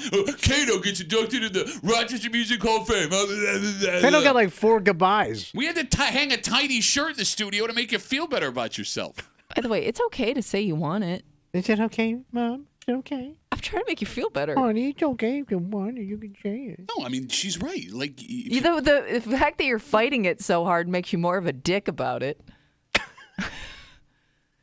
No, I don't even want it. It's stupid, but I really want it deep down inside. And then it gets really loud and it starts to hurt things on his body, right? Like during the retirement ceremony. And then he really hurts his youth. 252 WCMF. Let's talk to Frank. Hey, Frank, what's going on, buddy? Hey, guys. How you doing? He really is a wonderful reporter. I remember him from years ago, and I still watch him. Now, David Muir, the anchor on ABC, and Don Alhart are very good friends. I know that. You betcha your life that he's going to mention him at the end of the news the night he broadcasts. He ends his broadcasting. That's a good call. And I'll bet you national news is going to hear about Don Alhart. I'll just bet that's the case, and he deserves it. He's a very good. He's a gentleman. He's a gentleman, and gentleman and a gentleman. Yeah. He's a cool dude to support. So I wish him well. Wonderful guy. All right, one well wish from Frank. Okay, Frank's in. Put it in. We'll put it down on the David chart. Muir's going to sit on his lap and gently stroke Don's face as he says goodbye to the news guy. Frank, thanks for the call, buddy. Have a good rest of the day. Take care. No, he's right. There's going to be national news there will coverage. be. Oh, yeah. And that puts more pressure on his coworkers, right? Oh, yeah. Yeah, you can't lay a big old news Right? fart. A news fart? You can't lay some big old news fart on national news. 252 WCMF. Let's talk to Bill. Hey, Billy boy, what's going on, man? Yeah, how you doing? Good, Bill. What do you got? What's going on? Not bad. How come he ought to stay for 2 more years? Then he can do 2 full careers. Like there's somebody else that had a family could have. Well, he's also got a family. 28 years. Right?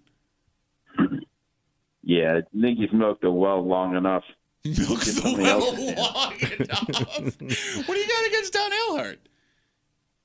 Nothing. It's just I've worked with plenty of these fossils, and it's like they don't have enough sense to leave. And there's people with I have families nothing that against could him. use Proceeds the to say job. terrible, terrible things. Well, look, here's the thing. If you I've can worked with a million Dons. If you can still do the job, I mean, look, man, I'm with you. There are people that just stick around for the sake of sticking around. Too long. But if you can still do the job, I mean, why would you not keep doing the job if you enjoy it?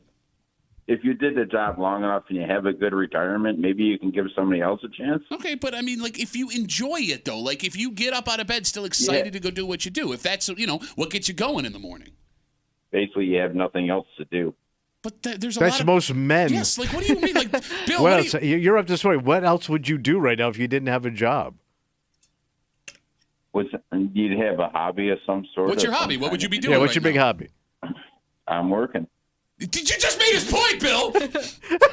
I'm not nearly Don's age. My parents aren't Don's age. No, I understand. That's why it's such a remarkable story. I'm going to let you go, Bill. I'm going to let you go yell at the wall at work. Yes. Thanks for the call. What would you be doing? Working. I'd work. If I wasn't working, I'd be at work. I'd love to cut back on my work so I could absorb more work.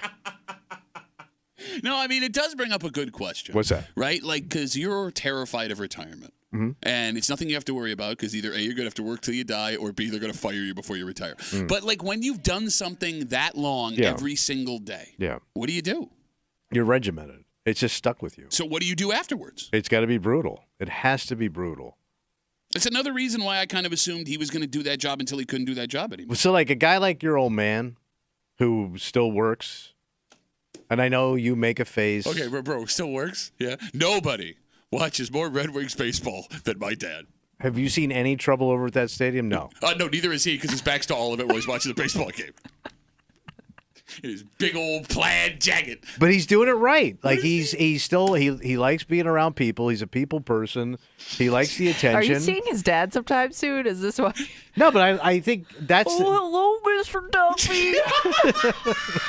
You're a really large man. By the way, he's the guy you hate because you went to his retirement party and he came back and did it all again. You just mother F that guy for the last 5 minutes. He's one of the good ones. Oh, is he really? He is. 252 WCMF. We'll take one more call, you hypocritical coward-ass bitch.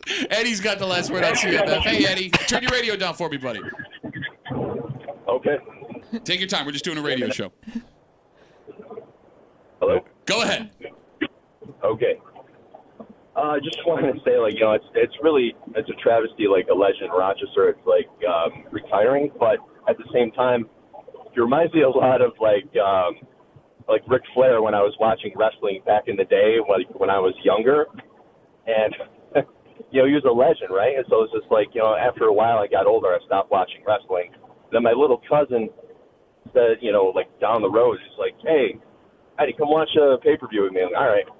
So I watch it. It's like, how's that old man with saggy boobs and stuff like that and limping around? And wait. Tommy was on WrestleMania? Yeah, he looked like Tommy. But I was just I was so sad. I'm like, oh my God, he's like one of my heroes, and he's just he's kind of embarrassing himself, No, but here's the thing. But that's not what Don is doing. Like, the guy still does the job well. Right. Like, if you turned it to 13 Wham and it was just Don Eilhart staring for 15 seconds blankly into the camera, you've got an argument to make. The guy still does the job. No, dude, he's Yoda. He's 906 years old. Let some other young guy have the reins. You should apply, Eddie. Thanks for the call, buddy. Have a good rest of the day. I'm sensing just a lot of, I think it's just people applying to this to their own work situations. Oh, sure. You know what I mean? Like they're kind of triggered by, they see somebody else in Don. Which I get. Yeah. Which I look, I get it. We all know those dicks. Yeah. Those dicks that don't do anything. Right. They come in here. They think they own the place. Yeah. They don't know how anything works. Oh, they strut around. They wear shackets. Yeah. They're at the door first. But I don't see. Who needs them? But look, that ain't Don. We know people that work in this business. I've never heard anybody say a bad word about that man. There are people that we wish would have stuck around longer. You know what I mean? Because you just enjoyed their company. Save that for I don't know. I wouldn't go that No, far. I'll tell you somebody and you'll be like, here. oh, you're right. I don't want to say him out loud, but I'll tell you off the air. And you'll be like, that left? person. Yeah. And I wish they were still here. Yeah. Can you think of anybody? Yes. No, I'm gone. It's gone. Oh, our No. boy. No. A woman. Wait, a broad that Yes. worked here Yeah. that we wish was still here. Yeah. You would. But wait, Kimmy's getting. I can see the nervous look in her eye. I'm confused. Wait, when are you not? They call you the Ric Flair of morning radio. Woo! By the way, he does Car Shield. The guy still got it. So he looks terrible. All right, let's take a break. Retiring, sometimes living on a fixed income, you got to cut back your budget, buddy. Oh, yeah, you got to tighten it up. Yep, which means this store would have been perfect for you, except now it's not what the sign says anymore. Oh. And if you're going to raise your prices to this, what is the point of going to this store? I'll explain everything next. Okay. Here in the break room at 96.5 WCMF.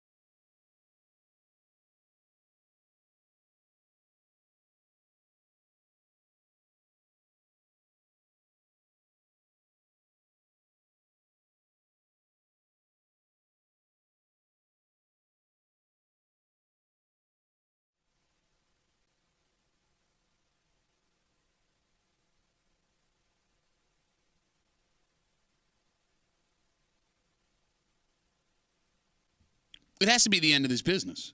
Oh. Well, like the deals you would get here was worth the extra trip you'd have to make. And there were some things you knew were going to be dirt cheap. Sure. But now that they're changing their strategy, I can get stuff for this cost at all the other discount places I'm already shopping. Well, it's going to kill it then. You're hanging out in the break room. Rochester's Classic Rock, 96.5 WCMF. We'll jump right into it. The Dollar Tree has announced it's raising its prices again. So they came out this week on a call with stockholders and said the cap of prices inside the Dollar Tree will now be $7. So was it one time just $1? Everything was $1. Nothing was over $1. Oh, I thought they had stuff up to like $5. No, okay. So the Dollar Tree was at one point.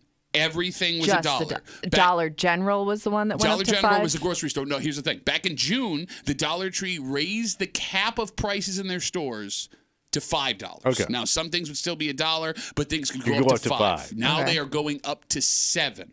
By the way, there also isn't anything left in the dollar store that costs $1. The bottom line price is $1.50 inside the dollar store. All right. Which doesn't make it the dollar store anymore. They would have just changed your whole business plan. Now you ain't dollar store. How about call it the store? Yeah. Right?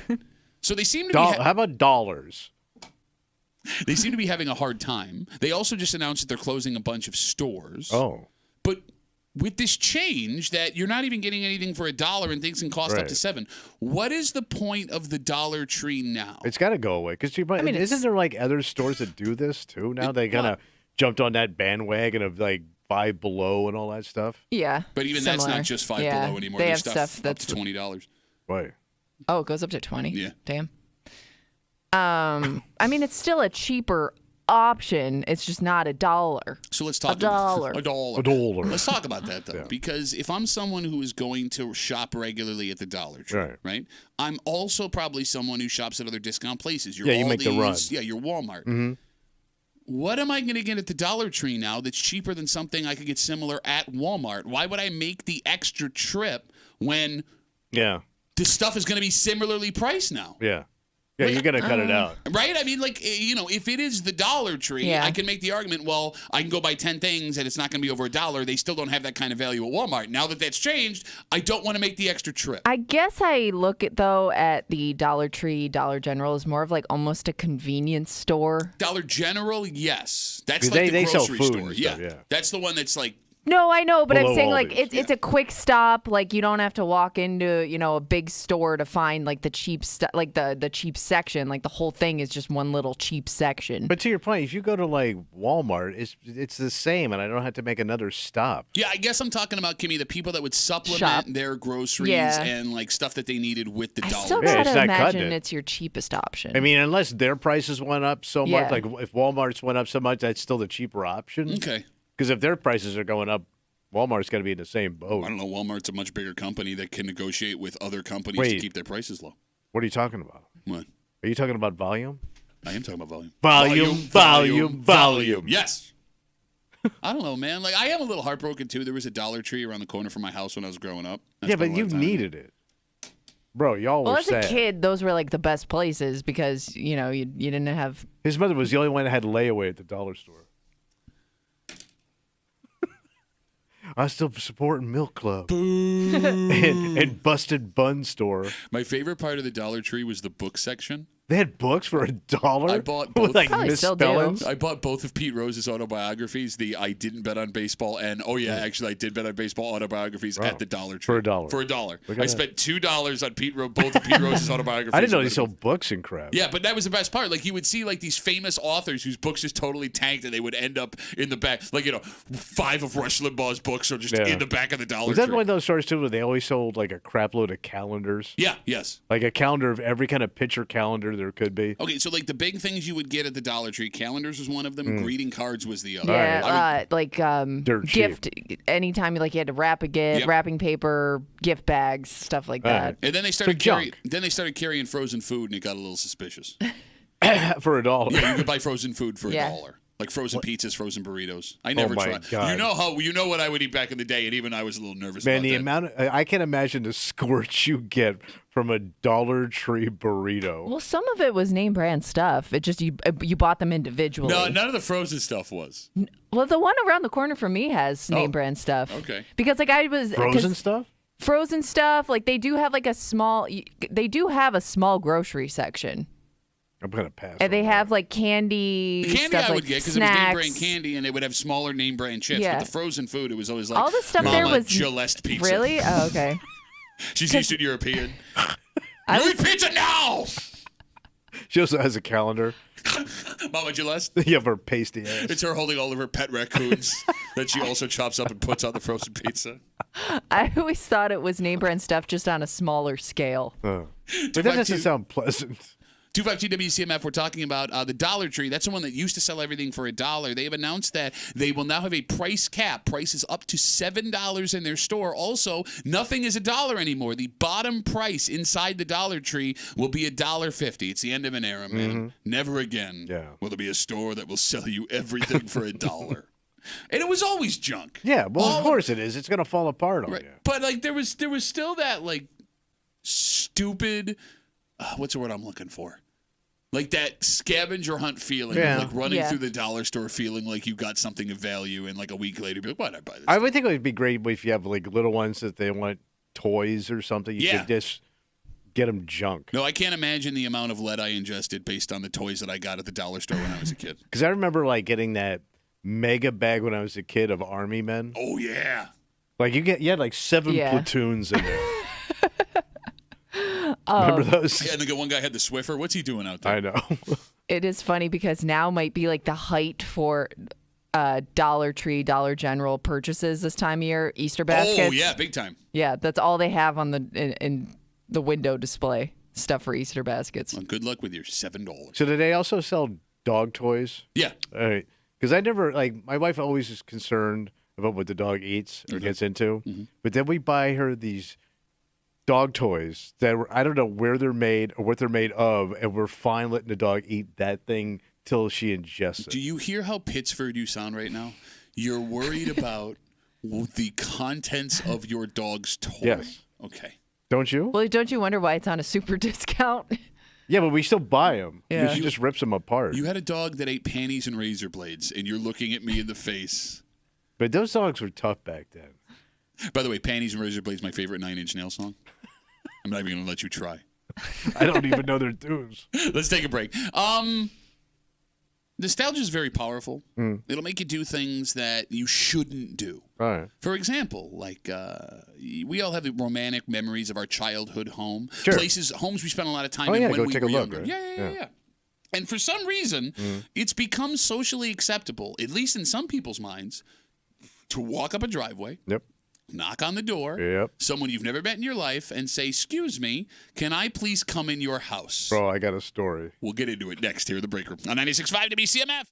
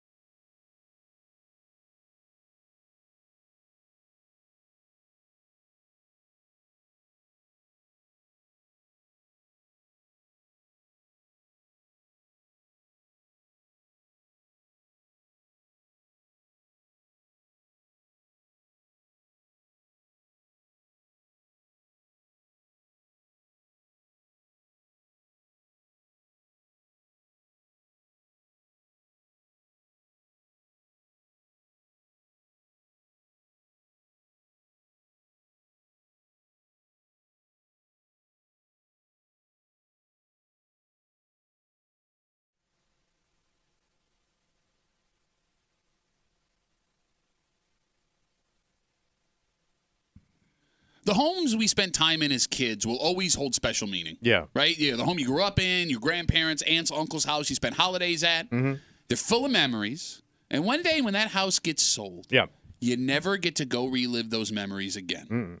Unless you are one of these people that for some reason has decided it's socially acceptable to walk up a driveway and ask a question. A question that someone in this room was recently asked. Wow. You're hanging out in the break room, Rochester's Classic Rock 96.5. WCMF. You can visit the contest page at WCMF.com. What am I going to get? Well, you can enter for your chance to win this tickets to see the Satch Vai U.S. Tour. Ooh, that's a guitar show, son. That's right. Joe Satriani, Steve Vai coming to the Kodak Center April 14th. 2 lucky winners will be randomly selected. Get a 4-pack of tickets to the show. Tickets are on sale right now at Ticketmaster.com. So, Kimmy, you got a knock on the door from a stranger. Yes. A woman that I guess lives in the area. Okay. She knocked on her door, and my husband and I answered, and it turns out her aunt used to live in our house. Oh. Yeah. Okay. It's an older home. Yeah. Oh, yeah. I mean, I don't know how many owners it's had, but I think the woman that she's referring to lived there for a long time. So this was an older woman. Yes. Okay. Yeah. So she just knocked on your door to say, hey, my aunt used to live here. And so she kind of started that way. It seemed like she was like afraid to ask what she really wanted to ask up front. Okay. And she eventually got around to saying, can I take a look inside? See if, it's still the way I remember it. It's kind of weird, like you're not expecting this. No. And your house, like if your house ain't clean or something, it's like you got dirty drawers on the floor, and somebody wants to go traiping through your house. What do you suggest about Kimmy's house? I told you I'm a very neat person. She got a floor full of dirty drawer. Everybody got dirty drawers. drawer. Dirty drawer floor. So this woman who you've never met before walked up your driveway, knocked on the door to ask if she could come in your house and walk around. Yeah, she wanted to see if it looked like, I guess, spark some memories. I don't know. So you told her to go F herself. No, I think we were so taken back in the moment. We were sure. Yeah. Okay. So she came and looked and left. How long was she in the house for? Not too long. Our house is pretty small. Okay. It's like having an open house for one unannounced. That's what it is. But she did point out some things, I guess, that somebody had changed over time. By the way, she made that up just to keep you interested. You know that, right? Yeah, but she just wanted to, I guess, go down memory lane. All right. The phone number is 252-WCMF, 252-9263. As weird as this phenomenon is, it's not uncommon. Have you ever gotten a memory knock at your front door? 252-WCMF, 252-9263. And are you happy to let them in? Because, Tommy, it feels like when people knock like this, trying to get in your house and look around of how homes they grew up in, or aunts or uncles or grandpas, it feels like you have to say yes. Well, I mean, you should. But why? I don't want to let you in I don't my either, house. but I also don't want to be that person. And so the house I live in now with my wife, it was built right after the war. Okay. So she still knows the people that she bought it from. Oh. And then they had come by once or twice. And then one of their kids not that long ago, we were out front and he drove up, and it's like the kid that grew up there. So she said 2 generations of the same family have stopped by the house to look. But you said she had a relationship kind of with those people. Well, she had met him, and she let him in. And she bought the house from them, so kind of knew him. All right, I guess that's a little bit different. But my parents were the ballsiest mofos I've ever seen. So my parents' first house was in Massapequa Park on Long Island. Okay. It's the first house they ever built for the astronomical price of $12,500. Get out of my face right now. So they went back to that house when they would come north and they'd drive up from Florida. They went to that house. But the bigger one was, he sold that house and we moved out to New Jersey when I was a little kid. Okay. They went to that house and went deep inside. What do you mean deep inside? So the guy that my dad sold the house to in 1968, 69 was still in the house in the 90s. Holy crap. And my father was old. This dude was old. And they still lived in the house. Here's the weirdest part. My old man, because he was a drinker and he was always a carouser in New York City, he'd steal bar signs and buy bar signs out of bars. Okay. So we had all these antique bar signs. By the way, like father, like son. Yeah. Pleased to seat you. Way to go, Dick. So the guy, my old man went down to the basement. He never changed anything. No kidding. He still had the bar stools, all the bar signs were still up in the same place he put them up in the early 60s. That's actually really cool. It was weird as hell, man. Like, he never took that stuff down. But your dad's still a dick for knocking on the door to walk in that house. They walked through both houses, like deep down in the basement. He's pointing stuff out. Yeah, but the people were so gracious, they let him in. But see, here's what's complicated about letting that stranger in your house. And again, 252 WCMF. Kimmy gets a knock at the door earlier this week. It's a woman whose aunt apparently lived in her house. Right? She's a very sweet woman. Yeah, I'm sure. They're all sweet. They got to be to get in. But she wanted to come in and look around, and Kimmy, okay. Point out some stuff that she remembers about it. And, despite the fact that you now own that house, and I say you, the house we all, whatever, if you own one. That person still sees the house they're walking around in as theirs. Yeah. Right? Like the house you grew up in your mind will always be your house. It's like an organ in your body. It was amazing like how comfortable she was, you know what I mean? Whereas if I was walking into a stranger's house, you'd think you'd feel a little funny. Kicks the shoes off, takes a deuce in the bathroom. She's dropping old lady dumps next to Kimmy's drawers on the floor. But, it gets complicated when people walk in and they see that things have changed or you have a different style. And they're going to be disappointed. Because you're going to change things. Like, they always say, if you sell a house, never go back. Okay. Because you're going to be disappointed because those people are going to change everything you did. Like the landscaping, the trees you put in, all the memories. They're going to rip them out and put their own memories in there. And they say it's always, depressing to go back to the place you own. I mean, maybe it's different if you didn't own the house, if that was a house you grew up in. Oh, maybe so. Right? But then again, no, you bring up, the tree. If there was a tree you climbed and built a treehouse in and it's not there anymore, that hurts, right? If there was a bunch of stuff, toys that you had in the garage, and you walk in there and now there's just, lawn equipment, that hurts. 252 WCMF, 252-9263. Let's talk to Rob. Hey, Rob, what's going on, buddy? Hey, what's going on? Yo. Go ahead. What's up? Oh, my God, Rob, talk. You tell us. I am talking. Rob, I'm about to hang up on you, buddy. What do you got for us? You are going to have to hang up on me. Bye, Rob. Okay, Jesus Christ. All right. Do you have... Go ahead. So I did run into somebody that bought my house in Webster. Okay. And when I ran into them, and I didn't know they had bought the house, and I said, hey, do you still have that thing that I had built on the back? And she said, oh, God, no, we got rid of it. Oh, yeah, you do have to prepare yourself for that. But even the fact that, oh, God, no. That's just the way she said it. She even said, I could tell you were never going to have children based on the thing that was in our backyard. Wow. It was too dangerous for kids. Like, who would put that and have kids? I'm trying to remember what it was. The deck. Oh, yeah, that was because the way that deck was designed, she goes, who would have a child and put that deck out there? And I said, no, we had nieces and nephews running around. No, that thing was a death trap. Although you are the size of a child and was peeing off the back of it while you were drunk. I did do that. Right, that did happen. But do you have the balls to go and knock at a place you grew up in? No. I've driven by my old house in Webster, and I'm not going to knock on the door. All right. Because I don't want to be that creepy, hey, salute. All right, tell me what's worse. I don't have the balls to knock. My childhood home in Gates, right? Yeah. But a few years ago when it was in foreclosure, I hadn't been there for 10 years, right? And it was about to go back on the market, and I knew it was the last chance I would get to see it before somebody bought it. So I broke in. Okay. And I walked around the house. Par for the course. All right. So you walked in and saw it. And I regretted it immediately. Oh, sure, because it had also been let go. Well, yeah, well, I mean, it was run. It wasn't actually like, didn't look much different than it did when I was a kid. Still had that early strewn look to it. No, but I mean, that's a weird one because there was nobody in the house maintaining it. You know what I mean? It was an abandoned house. Yeah. So that one I really would have avoided. It's like going to an abandoned mall and walking around. It's no, but I want to do that. I wanted to go walk around, abandoned around a Quake Mall before they knocked everything down. That's cool. I like that stuff. Like I was standing in my childhood bedroom, like where Ryan and I, my brother and I grew up, right? And it was just like... It was like a scene in a movie where something terrible was about to happen. Yeah. Just like all of these memories are like, oh, man. But like all of the neighbors that I had growing up were still there. Oh, wow. And like I had just taken my kids to see the house, right? And they all came out. And I was like, hey, listen, I'm going to break in the house. I hope you're okay with that. They're like, yeah, go right ahead. 252 WCMF, 252-9263. Let's talk to Paul. Hey, Paul. What's going on, buddy? Hey, how you doing? I'm just calling about people coming to visit houses. I've had 2 of them. Okay. In 2 different houses. Did you let him in both times? One of them I actually let come all the way in the house. I've been in the house for like 20 years. She was originally like 5 years old back in the 1850s, and she was up in her 70s at the time. she actually still knew the neighbors across the street because they still lived there.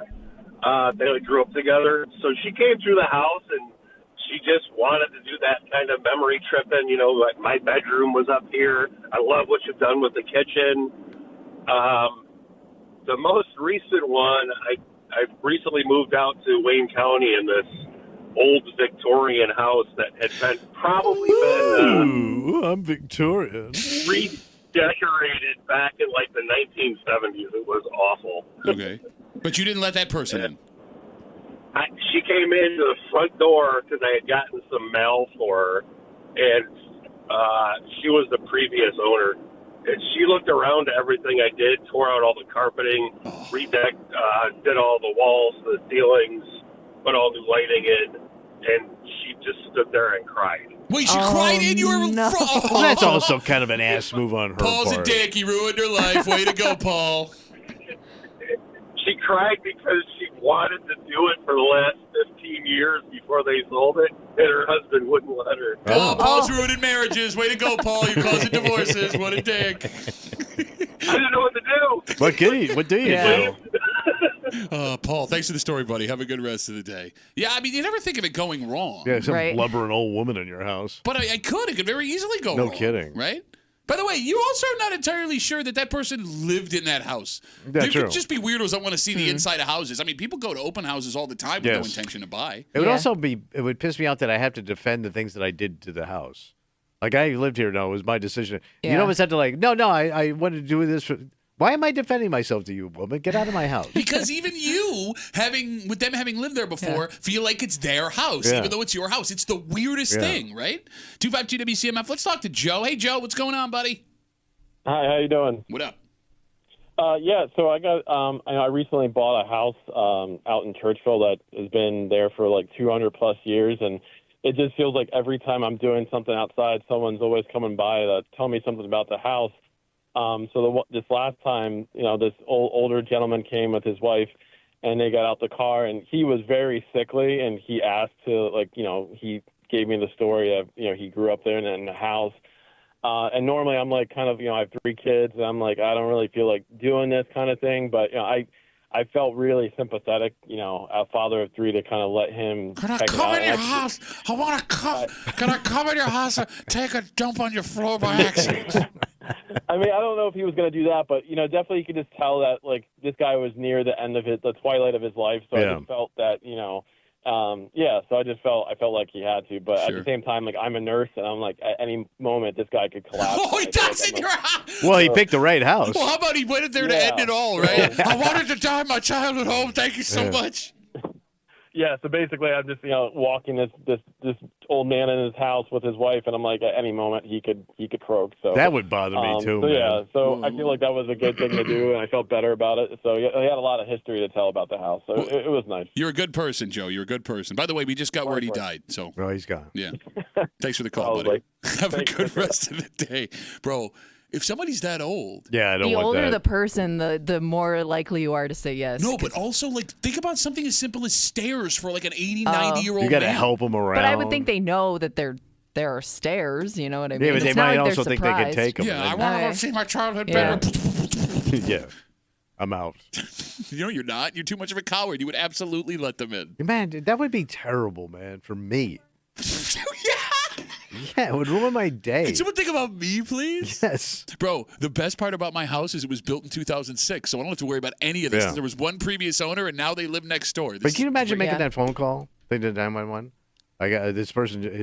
He's not breathing. He died my. Who is he? I don't know. Why is he there? I don't know. Yeah, you're right. You got a dead I stranger. don't know this person. I'd have to start going through his pockets to get information for 911. Well, you could just dial 911. No, but they want to know stuff. I don't know. Hey, I don't know. Why He's are they dying. in your house? He said he grew up here? Yeah. He saw his childhood bedroom, and then it went Died. dark. We'll take one more call, 252 WCMF. Kimmy got a knock at the door earlier this week. A woman whose aunt lived at her house. Wanted to come Spent a lot of time there. Cute. Yeah. Wanted to come in and look around, and Kimmy and her husband let him in. But for some reason, people think this is completely socially appropriate to knock on a stranger's door and be like, hey, let me in so I can relive my childhood. Pete's got the last word on CMF. Hey, Petey, what's up, buddy? Hey, so I'd love for our old homeowner to come back and knock on our door so I could look him in the face and go, "What the hell were you thinking?" Why? So we have uncovered so many structural issues and electrical issues in our house. Our house has almost caught fire about 3 times now due to the electrical that he ran in the house when they were doing the 3 additions that they did.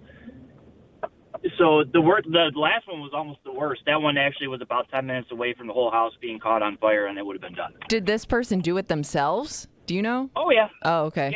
Yeah, they did everything themselves. Holy crap. All right, but Pete, here's the thing. Let's say you have like this, old man knock on the door, right? I raised my children here, and I met my wife in this house. And he's singing for some reason. Pete, you're not going to look that guy in the face and be like, "Hey, dick, this house was burnt down 3 times because you suck." Yes, I would. Oh, you Hey, by the way, you bought the house. We did it. How the hell would you know that you have electrical issues that And are an inspector? Well, you buried don't- behind the wall? Yeah, but you can't get inside the walls with the home But those inspector. inspectors would tell you, like, something looks fishy here. No, when you find 6 junction boxes in about a 20 square foot area. That sounds are like a buried good setup. behind the wall. Well, you didn't tell us there were 6 junction boxes in a 20-foot That's area. a big- Everybody yeah, knows yeah, that's a problem, yeah, Pete. yeah. Come on. Thanks for the call, Yeah, but buddy. it was- yeah. Oh, I'm sorry. I didn't mean to cut you off, Petey. Go ahead. No, you're good. All right, that was an awkward ending. Thanks Yeah. for the call. I appreciate it. Invite this guy in. You suck as a man. You don't know how to build nothing. Take out your penis so I can laugh at it in front of your wife. Let's take a break. There is a woman from our area that is in some very big-time trouble, like federal trouble. Oh, my God. And we're going to tell you the accusations that she's facing. Yeah. The question that we need to ask here, and I'm sincere when I ask this. What's up? Why is this against the law? Oh, you think she didn't do anything wrong? Well, look, we have the accusation. Yeah. We know that her group netted millions of dollars with what they're calling a scheme. And I guess you can describe it as a scheme. But this is something that you and me and Kimmy and everybody listening have fallen for from, like, businesses. Oh, okay. So why can't she do it to businesses? Oh. And we'll tell you all about it next here in the break room on 96.5 WCMF.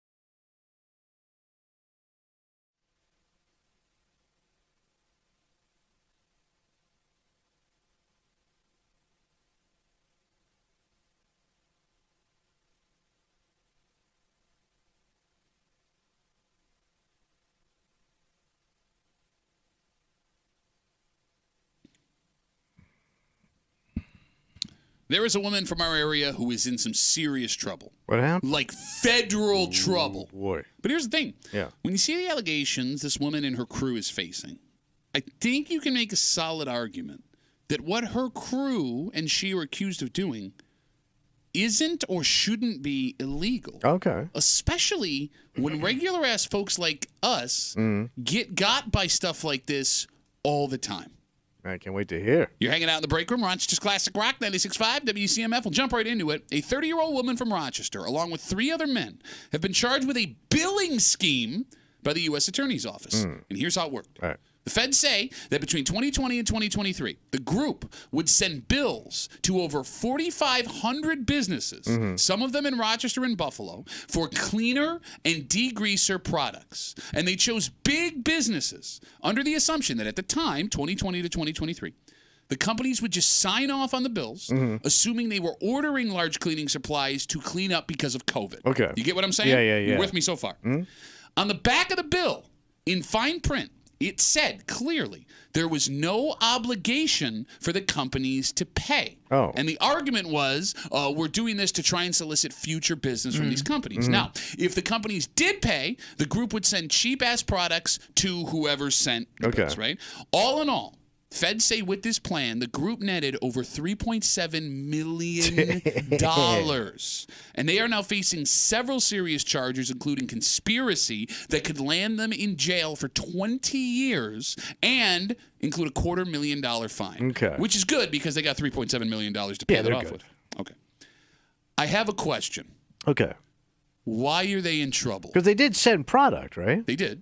Now, it was cheap They included product. the fine print. And Is that what they thought? And they would had get 'em fine out of print it? that you're under no obligation. Exactly. If it says in the fine print, the people who received it were under no obligation to pay them, isn't that on the companies and the people who work for the companies? And Because it is on me when I look at fine print, right? Thank you. Because I know in that fine print they can shaft me if they want to. And that's what's That's why bothering- it's fine print. Look, that's what's bothering me about this Right. story is because every day people get popped on a weekly basis paying for things or giving up things in the fine print. And it's kind of become part of doing business, right? Every app you sign up for, fine print. Every cell phone contract, fine print. Every streaming service, monthly subscription. Kids activity, fine print, fine print, fine print. And there are plenty of people who have gotten screwed only to be told afterwards, well, you should have read the fine print. Right. Why does that change here? 252-WCMF, 252-9263. What am I not I'm understanding? not even seeing a scam, really. Except that it's just crappier product. Well, unless you did make promises. You know what I mean? I'm reading you the details we have in the story. And it doesn't sound like they even had contact with these companies outside of the bill that Other was than sent. like a piece of paper. And here's the thing. If you want to make the argument it's unethical, I'll listen to that. I get it. These companies didn't order this stuff. And you're taking advantage of a company in a very, I don't even know what to call it, crucial time. Okay, fair you know, enough. like it was something everybody was figuring out together. Sure, but I mean, who among us hasn't been taken advantage of thanks to the fine Just print? on a sales pitch. Right? Yeah. Right? So, like, unethical, fine. Illegal? Why is this illegal? Do you have to, I'm wondering, like, have a plan in place to do what you said that you may do? Like, if you didn't have, you know, any cleaning products or whatever. Oh, no, it they was. sent cleaning products. It was they just did? cheap Okay. cleaning products. All right, then I don't know. I don't know. Because this story to me feels like some regular-ass folks finally getting one over on bigger companies. Unless, again, there's something I'm missing. 252-WCMF, 252-9263. I'm just thinking how my father sold products. Well, your father was a criminal. Totally. Yeah. But Maybe it he's was the- legal. But maybe he's the wrong. Are you sure, though? Are you sure? Well, he didn't go to jail. Well, that doesn't mean he was also a rich white guy. Yeah, in they the do. 60s. Yeah, true. Yeah, right. But you know what I'm saying? Like, Even Nixon got pardoned. But like every time, like I'm just thinking, like when they used to do those things, you know, no payments and no interest for the first 6 months. It makes it sound like you're not on the hook for anything, right? But no, the payments just start in 6 months. Yeah, and you still owe all that money. you don't want to know what the interest rate's Right? gonna be. They don't tell you that, but like so that to me seems worse than this. Really? I agree with you. I mean, how many people have signed up for one of those streaming services because they offer you 2 weeks for free? And you go, oh, I'll just cancel it in 2 weeks. And they make it as difficult as possible. Yeah. And they don't alert you that, hey, this thing is coming up. And all Just of a sudden, it's taken out. yeah, you're on the hook for 6 months worth of this thing that you didn't want to pay for. Right. I mean, I don't see the difference Yeah, here. everybody's playing everybody. Could just be maybe the way they worded it in the fine print that made it illegal. I don't know. You're right. Maybe there's It's something all about wording. Maybe there's something we don't know about Yeah. the story, but based on the details we have in front of us, and again, I'll read you the details one more time. A woman along with 3 other men, the woman being from Rochester, was arrested. The feds say that between 2020 and 2023, the group would send bills to over 4,500 businesses, larger businesses, some of them in Rochester and Buffalo, and the bills would be for cleaning products and degreaser. And it was during COVID, and they assumed that because these companies were unaware of what was coming through and they assumed that they would be getting cleaning products, people would sign for it, which they did. And when they signed, they would send them cheap cleaning products, right? But in the fine print, it clearly said there was no obligation for the companies to pay. They netted $3.7 million, and they're now facing charges that could land them in prison for 20 years and a $250,000 fine. It is amazing to me, especially with scams that happened during COVID, how smart people got with it. Like just these opportunities that people that seemed like they'd never done anything like this before came up with in this like a desperate time. I don't know. Like there are some scams where like, yes, it makes you a piece of crap, but I'm also impressed with the whole business plan. Like if you would have run a legitimate business, you would have succeeded. Why did you do something like this? But think about all those products, to her point, that showed up during COVID that were going to get rid of COVID for you. The one I remember best was that thing where you stick your nose in there and it flushes your nose out. Oh, yeah, it's some kind of nasal navigator, whatever. And I'm sure it cleans your nose up, but they were saying, like, this could get rid of COVID, man. Get all that COVID out of your face. And it didn't prove any of that. And I mean, look, some of those companies end up having to pay or going through stuff on the back end. You hear about a guy doing 20 years for his naval navigator? Naval navigator was your mom's nickname back in the day. Naval, I know. No, I don't know, man. Like, I don't mean to sound like that guy that's like, well, you did it to us, but I'm really having a hard time wrapping my mind around. How is Doug Flutie selling me them pills? Okay, that's a great call. That's a great call. Like, all these things, there's no way any of that stuff really happens. Yes. 252 WCMF. Let's talk to Jeremy. Jeremy, help us out. Why is this illegal? Why are we stupid? So I have the indictment in front of me. You're not stupid. It's really, talk about fine print. It's conspiracy to commit mail fraud. They use the U.S. mail to mail these products, and it seems like from the indictment that just because they use the U.S. mail, that's how they're going to get them. Oh. There's nothing in here about selling the products themselves. Okay, but just because. But again, like there's plenty of companies that I click fine print and they send me the product through the mail. I'm very confused, Jeremy. And they got products. Somebody did also ask, are they getting charged for the scheme or the taxes? Dad, it doesn't say anything about tax. Jeremy just read it for us because thankfully he does the research that this show refuses to do. Yeah, it's all. I mean, there's a bunch of paragraphs, but it's all coming back to mail fraud. That's what it's about. Okay, all right. I hate paragraphs. Jeremy, thank you for the information. Hey, can you do me a favor? What's that? I'm gonna be 49 this year. Yeah, can I be on the show all of next year, please? And can I sit in when you're on vacation? And maybe I don't know, does anyone still talk to Wheeze? Can I sit in that awful show and possibly make it better? You can definitely do that. Brother. That you could do. Just wait outside, buddy. We'll let you in. No problem. Just keep waiting. I've tried that already. Bye, Dick. Bye, Jeremy. There goes Jeremy. All right, Jeremy's smarter than us, and he can't figure it out other than mail. Okay. So the story says, going back to the actual story, 10 different companies in our area were, and I quote, victimized. The story on News 8. Police in Henrietta, Rochester, Avon, and Brockport. So there is actually a decent chance that some folks listening right now work for the places that got directly involved by this scheme. Would you take satisfaction if your boss fell for something like this? Well, no, because it's going to affect you in the long run, right? I'm a very shallow employee, so I might laugh my ass off. Especially if he's a dick. If he's like some arrogant dick that fell for it, and we've worked for some arrogant dicks, we would have loved it. Speak for yourself. I love all of the management. Even the ones that passed? Yes. That aren't here anymore? Yes. Passed them. You guys that don't work here anymore? Passed on to another. Some passed on and some passed. The problem is it wouldn't, even if it was the boss's fault, it's probably not going to fall on the boss. It's going to fall on like somebody that works, directly under the boss. So I feel bad for whoever it affected because it's always going to fall on another person. I don't know though, but even your job will get you with fine print, right? Like if you sign a contract with the job you work for, online documents they make you go through before working there, like it's a world of fine print that no one ever reads. Even if you read it sometimes, you're like, I don't even know what this means. Yeah, I'll sign it, whatever, sure. Yeah. But that's what I mean, right? Like, Yeah. if we Give me money. You're just getting got by the scheme that has been gotten to the gotted. You get what I'm saying? And you getting. Yeah. You getting got. Ain't no get, but these people look like they could be getting multiple years in a federal prison. That I don't feel know. bad for. Watch there be some horrible detail that we don't know, and it's like, oh yeah, that makes sense. now. Oh. That makes more sense. But I don't know. This just sounds like a business to me. Yeah. I mean, not an ethical business, but a Just business. a crappy. I sell crappy products. And I mean, if you fell for it, how is it on them? It sounds like they're almost embarrassed. But the federal government isn't going to step in because someone's Yeah, embarrassed. No, but I has mean, to the be people more that to it. initiated the lawsuit, maybe. Okay, well, no, it's not a lawsuit. These are charges. Oh, This charges. isn't. Yeah, I mean, All right. Well, somebody had to bitch. well, yeah, but even calling the cops, like, hey, I signed a contract and didn't read all the stuff.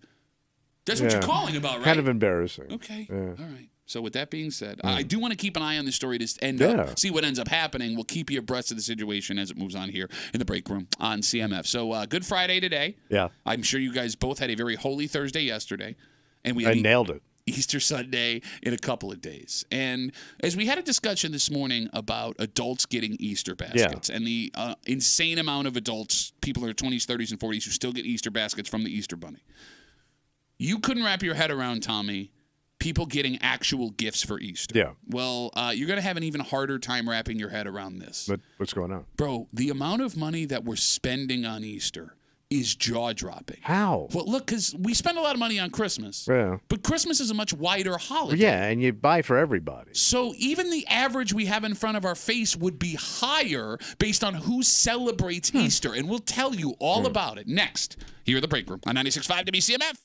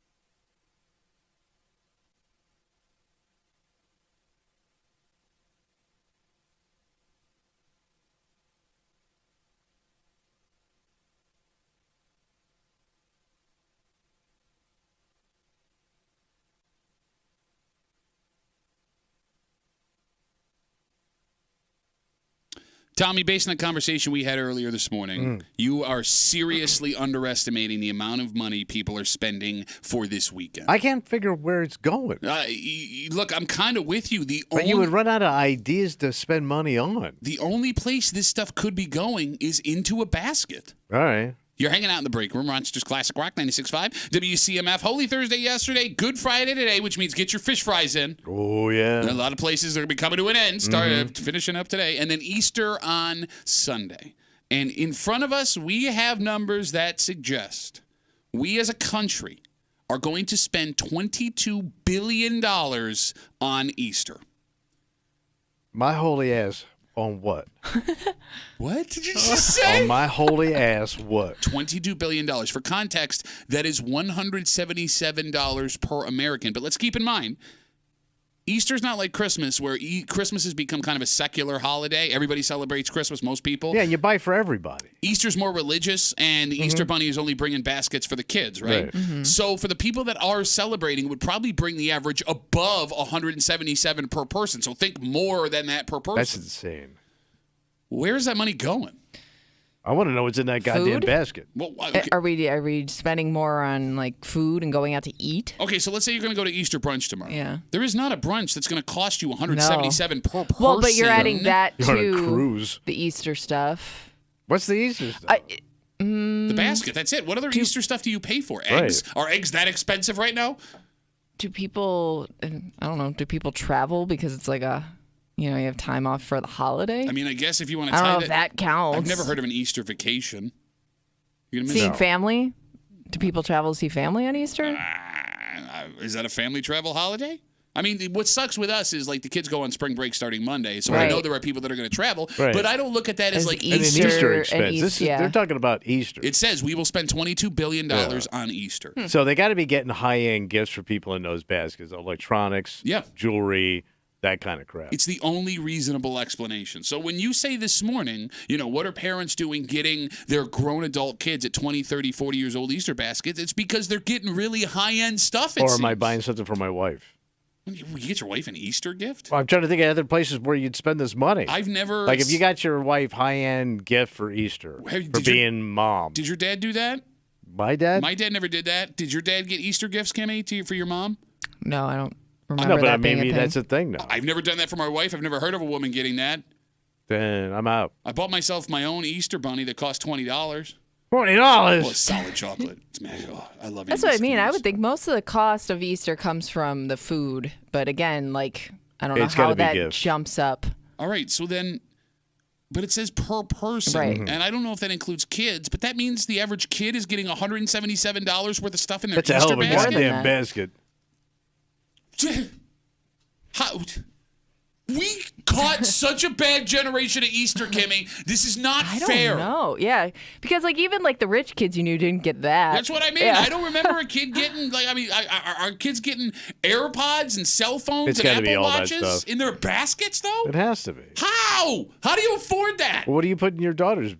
What do you do? So the Easter Bunny has yet to go do the shopping. He was going to go do that tomorrow. But do you go non-traditional at all? No. You know what the Easter Bunny does in my house? And it's brilliant, and I highly suggest you try this. Right. If you have girls, JCPenney's jewelry section is dirt cheap. Okay. I'm telling you, like, cheap in ways you cannot imagine, and it looks really nice, All and right. there's always some kind of, like, religious stuff, and All there's, right. like, a ring or a bracelet. That's what the bunny does. Okay. And that was my plan until I saw this. What the hell are their friends going to be getting? That's the problem. Ah, crap. I don't have to keep up with the Joneses, right? Of course you do. So shut up. You're just saying that because it's not your money. That's how this country was built, on jealousy and envy. Shut up. They even tell you, buy this, you'll be the envy of the neighborhood. What are you talking about? That's what they say. Is that what they're out there saying? You want to be the envy of the neighborhood. Everybody's going to drive by your beautiful home. Like, if I were to walk into Best Buy today, are there going to be dozens of people running around buying electronics for... I wonder if they already have displays set up for, like, Easter baskets. You're probably right. Easter electronics. But, like, here's the thing, too. Like, when it comes to kids' electronics, what more could they get? Like, there's only... Like, when it comes to a teenage kid, Apple Watch, AirPods, phone. Now, all of those things are expensive, but if you buy those over... those are the only things they want, right, Kimmy? Yeah. What am I missing for electronics?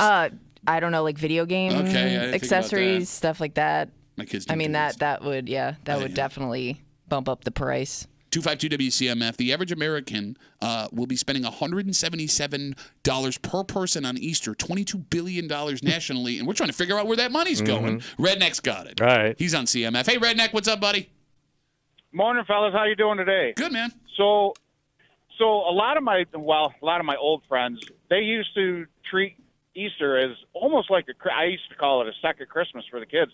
They'd go out and buy them toys and clothes and all this other gobbledygook stuff that they needed for the school year or whatever, and not to mention the Easter basket on top of it. So now, my niece this year, she has spent like over $200 on a grown-up Easter egg hunt, and she bought like 150 of those plastic eggs, all different sizes, and the bigger sizes have mini bottles in them, and the smaller ones have anything from money to rocks to candy. So this is the second person today that has called us and said they're doing a mini booze bottle adult Easter egg hunt. All right. You're all drunks, all of you.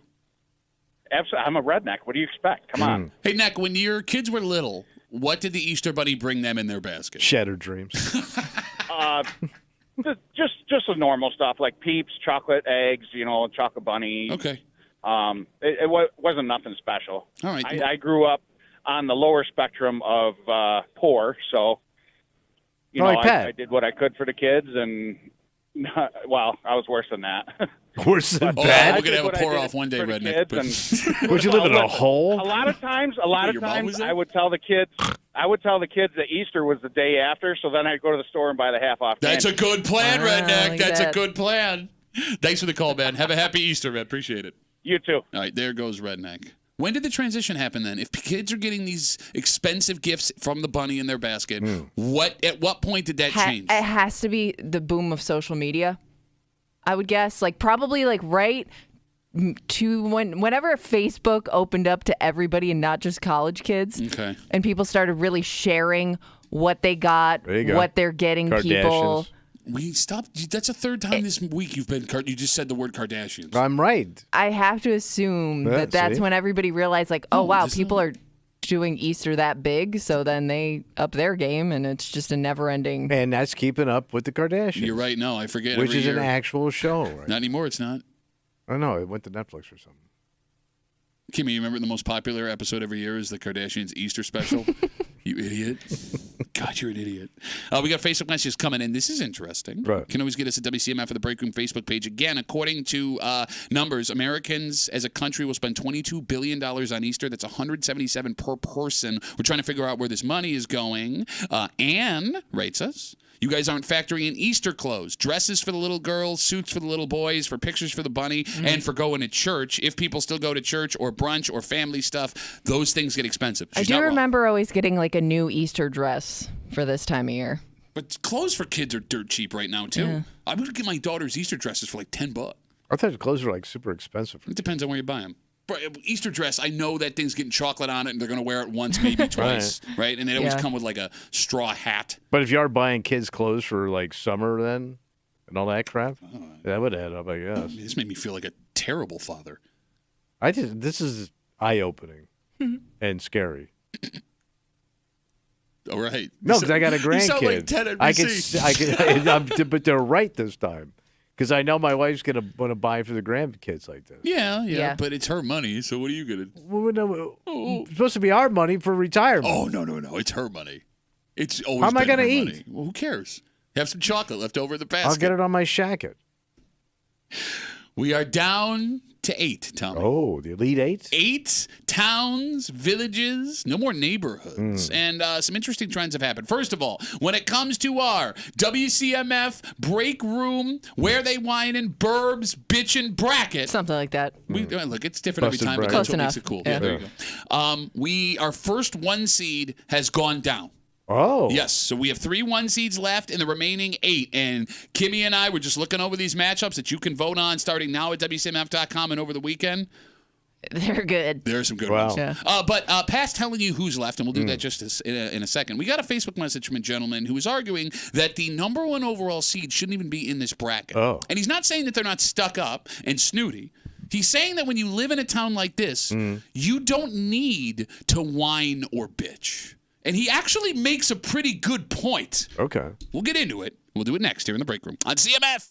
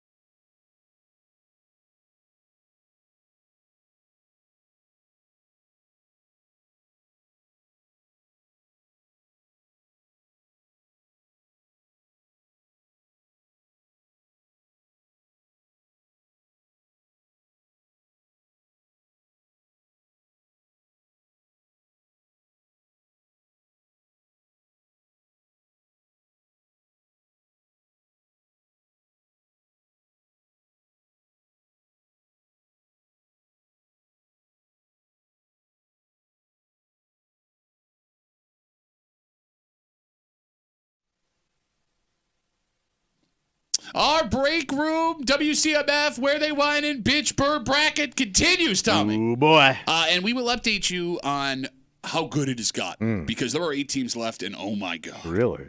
But a message we got from an East Sider this week threatens to throw the whole idea of this bracket into chaos. What happened? Well, they claim that the town they live in, the top overall seed, is ranked wrong. Because apparently, according to this person, if you always get everything you always want, what need is there to complain? Oh, okay. You're hanging out in the break room, Rochester's Classic Rock 96.5, WCMF, just after 9:30. It's Friday. You know what that means. We're going to get a little creepy. That's right. Creep Cap coming at you, and there is a 25% chance that you are wearing this right now. Me? Everybody listening. Wearing it? There's a 100% chance you're wearing it. Because I can see you, stupid. We can see what I'm wearing? Yeah. And I like.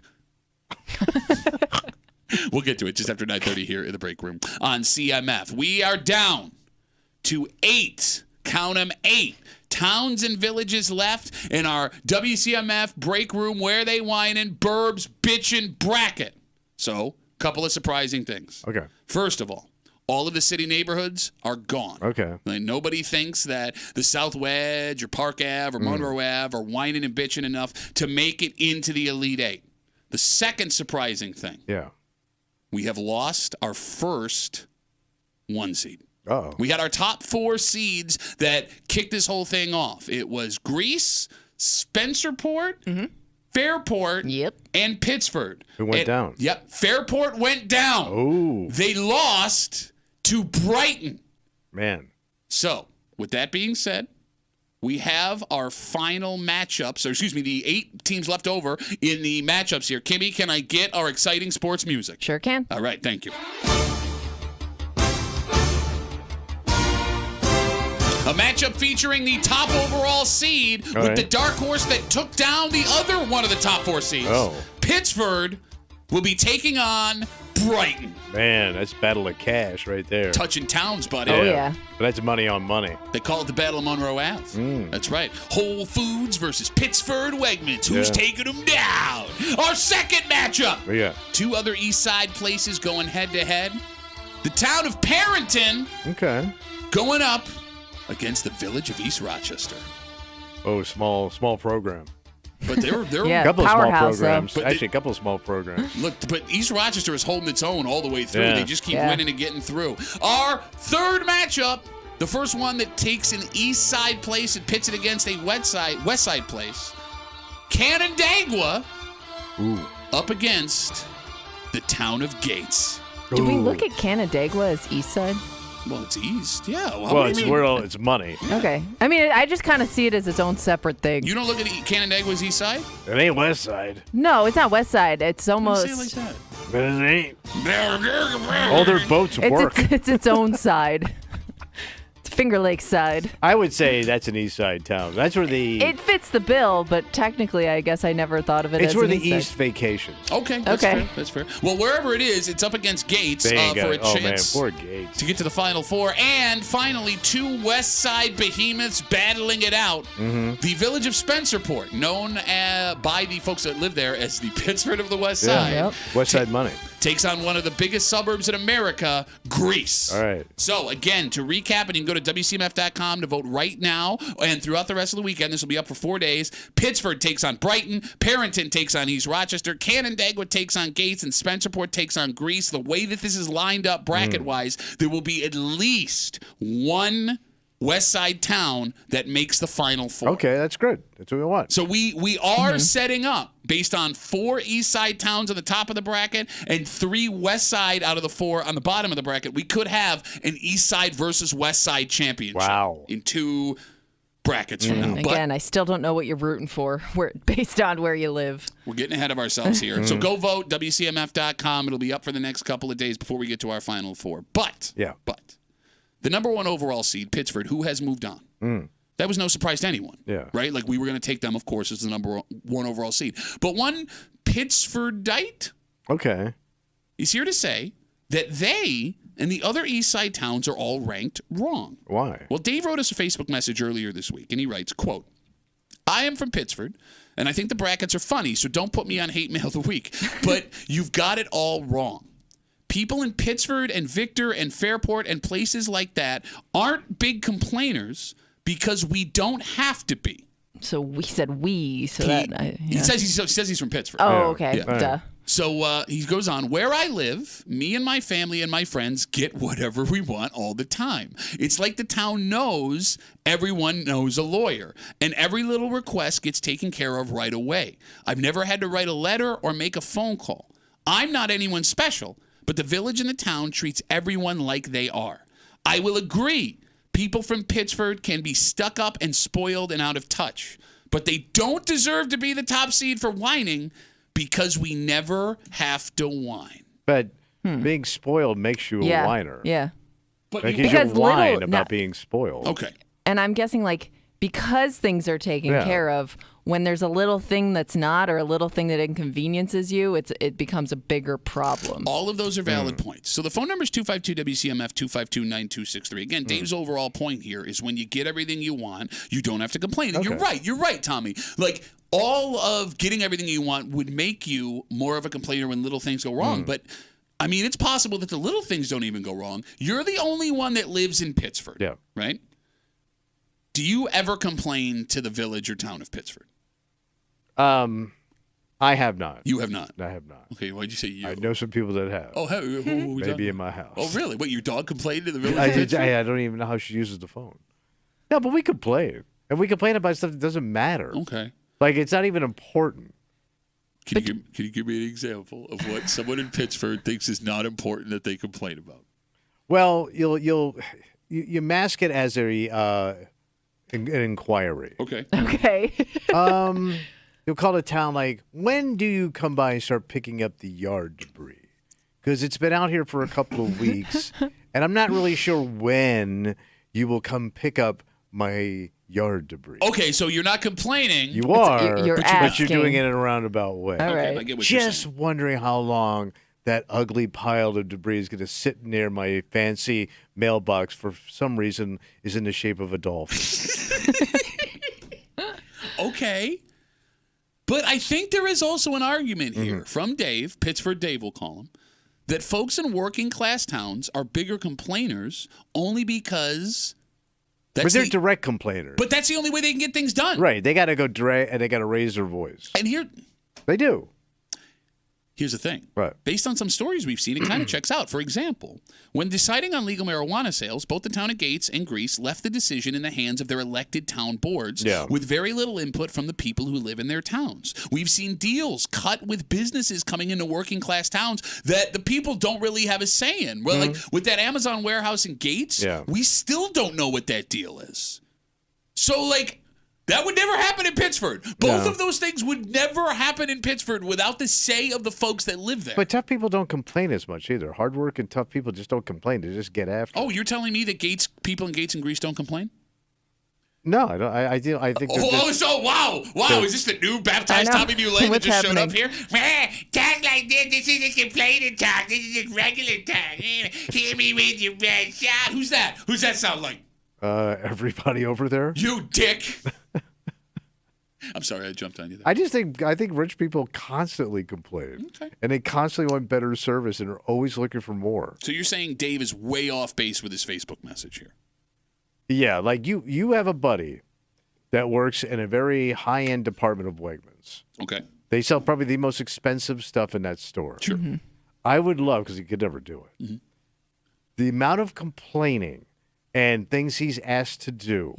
At that store have got to be off the charts. And he does it always. That guy's always got a smile on his face. He's your buddy. He's a good dude. And I'm telling you, man, I've seen people in there, like, what could you possibly be asking this dude about that thing you're pointing at? It would be interesting to hear from somebody who works at a place like a Wegmans where there are multiple stores throughout Rochester where maybe you've experienced different things at different stores. You know what I mean? Because like you may have the best cross section of complaints because you know what people at this store are complaining about versus, you know, people across town are complaining about. We also know that, you know, different franchises stores, Kimmy, have to treat customers differently based on the town. Yeah, and there are a few people who, may have that experience You gotta put with the white different gloves on. franchises. But that's what I mean. If you put the white gloves on, it leaves less room for complaining. Therefore, they wouldn't have to be whining. All right. They do bend over backwards at the Pittsburgh work.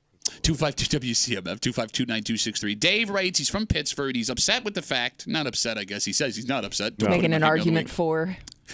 But he's not making an argument for Pittsburgh because in his Facebook message, he writes that, again, people from Pittsburgh can be stuck up and spoiled and out of touch. But he says they're not complainers because they don't have to be because they always get everything they want. And he includes Fairport and Victor and other East Side towns in there. I will say this. In the defense of Dave's argument, I spent my whole childhood in Gates. Yeah.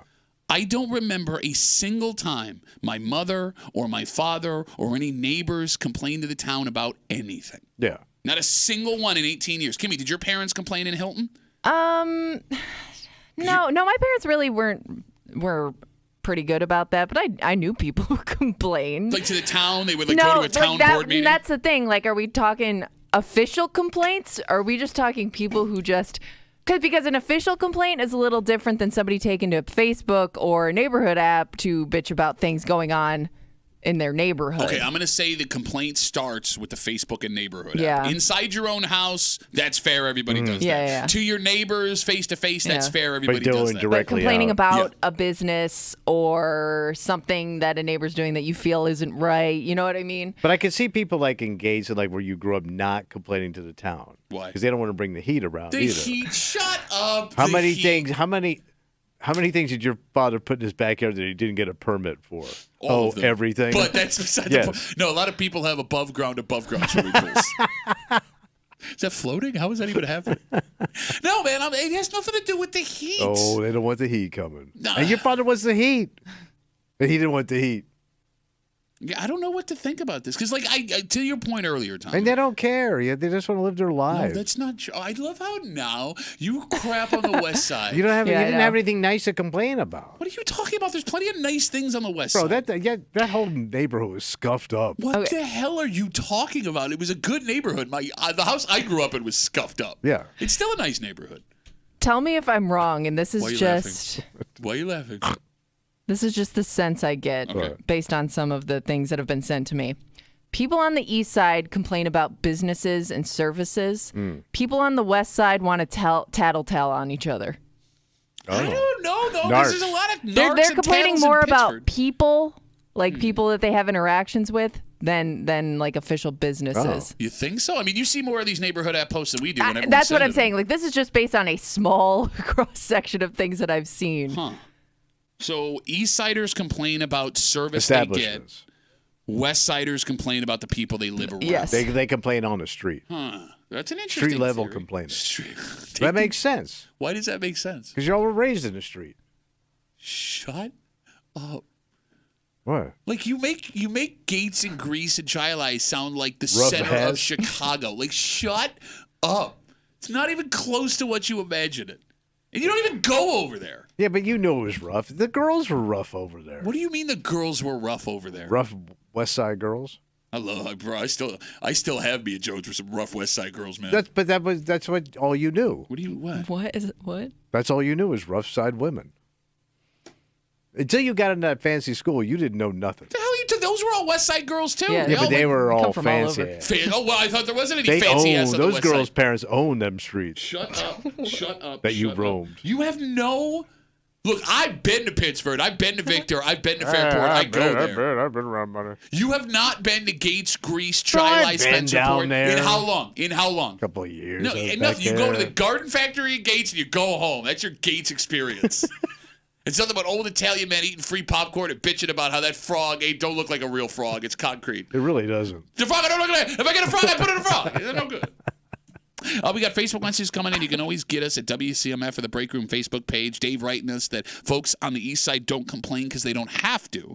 Jess writes, Dave is full of crap. I grew up in Pittsburgh. I live in Victor. All everyone does is complain in rich towns. It's like a hobby. We got yelled at as kids for being in the wrong places. I've been yelled at as an adult for putting things in my yard someone thought I wasn't allowed to. I liked growing up in Pittsburgh, and I like living in Victor, but people bitch constantly about everything. Yeah, because they expect everything all the time, and that never works out that way, right? Everybody expects everything all the time. No, but they really expect it. And they don't understand the logic of we don't have. 252 WCMF, 252-9263. Let's talk to Austin. Hello, Austin. Hello, Debbie, and everybody else. So I'm just backing up Kimmy's argument about West Side versus East Side. So I live in Greece, West Side, obviously the West Side. When my fiance and I moved into our current apartment, there was a literal Karen living under us, and she would complain about everything. And now this is an apartment like built in the 70s. Nope, like it's very thin walls, very thin floor, so you hear everything. She would complain about every little noise. Is it possible, though, Austin, is it possible that you as a person suck, though? Right? Because we would need, like, someone else that lives in that apartment complex to call me like, Austin's right, guys. Well, all of the neighbors did not like her. Okay. And this is a feral street kid. This is a feral Austin. She even got on me once for putting an uneven load in the communal washing machine. Wait, Tommy's mom was there? Wait, she had an uneven load in the communal washing machine. Yeah, she got mad. That sounds like me. a bad porn. Uneven load. So we finally butted heads. I started going off on her, and then the week after she moved out. And ever since, the new neighbor down there has been fantastic. Do you feel good about yourself? You made her move out, Austin? That make you feel like a man? But that new neighbor could be dead. Well, no, because this Karen was a biatch. So I'm glad she's out. Take that. Austin, thanks for the call, buddy. All right, so he's backing your theory up. I'm sorry. Oh, I was going to say, too, I think maybe the other reason why I feel this way is because people on the east side are a little more private. They value their privacy a little more. Oh, I would argue that the west side. Okay, but I think like west side, you may not have that luxury. Because the homes are closer together? It just like in general, like if you think of like the way some east side neighborhoods are set up, you may not be dealing with as many neighbors as you would be on the thin west walls side. and loud wives. What will be very interesting is how all of this shakes out as people continue to move from town to town, right? Like with the housing market the way it is, you have folks that need a place to live, jumping out of towns they grew up in, spent decades in, or places that they never would have imagined they'd live before. Does a person from that old town bring that old attitude with them to the new place? Or does that person settle into what the rest of that town normally does when it comes to complaining? Because, like, if you move to a place where your neighbors are constantly complaining, you would almost have to fall into that trap. I would say you kind of seek that level. So you think that, like, if you, being East Side guy, all of a sudden moved to Gates, you would just keep your mouth shut? Yeah, and you might start doing acting more Gates. What do you mean acting more Gates? Just letting things slide, letting things go. You know? No, I don't. I don't know. I turn into your daddy. Loud jackets, hole in the roof. I know, Lance Duffy. You, sir, are no Lance Duffy. You could put 10 of me in one Lance Duffy. You probably could. It would be like the world's largest nesting doll. All right, again, we are down to our Elite 8 at WCMF.com for the WCMF Break Room Burr Bitch Bracket Championship. Pittsburgh versus Brighton, Parrington versus East Rochester, Canandaigua versus Gates, and Spencerport versus Greece. They will be up for 4 days. So middle of next week, we will have our Final Four. All right. So when's the national championship? That would be 4 days after the 4 days after. So it all ends. I don't know. Don't make me do math, man. Don't make me do math. I know that they're open. Each voting round is open for 4 days. That's what I know. So we're at 8. So we go 8, then we go 4, then we go national champ. 2, and then we have the champion. Okay. You know, like a bracket. I get it. I don't think you do. It's Friday. You know what that means? Oh, boy. Time to get a little creepy. That's right. All the disgusting things Tommy said all week long. We got a creep cap coming at you. And there is a 25% chance you are wearing this right now. This what? So a quarter of us wear this?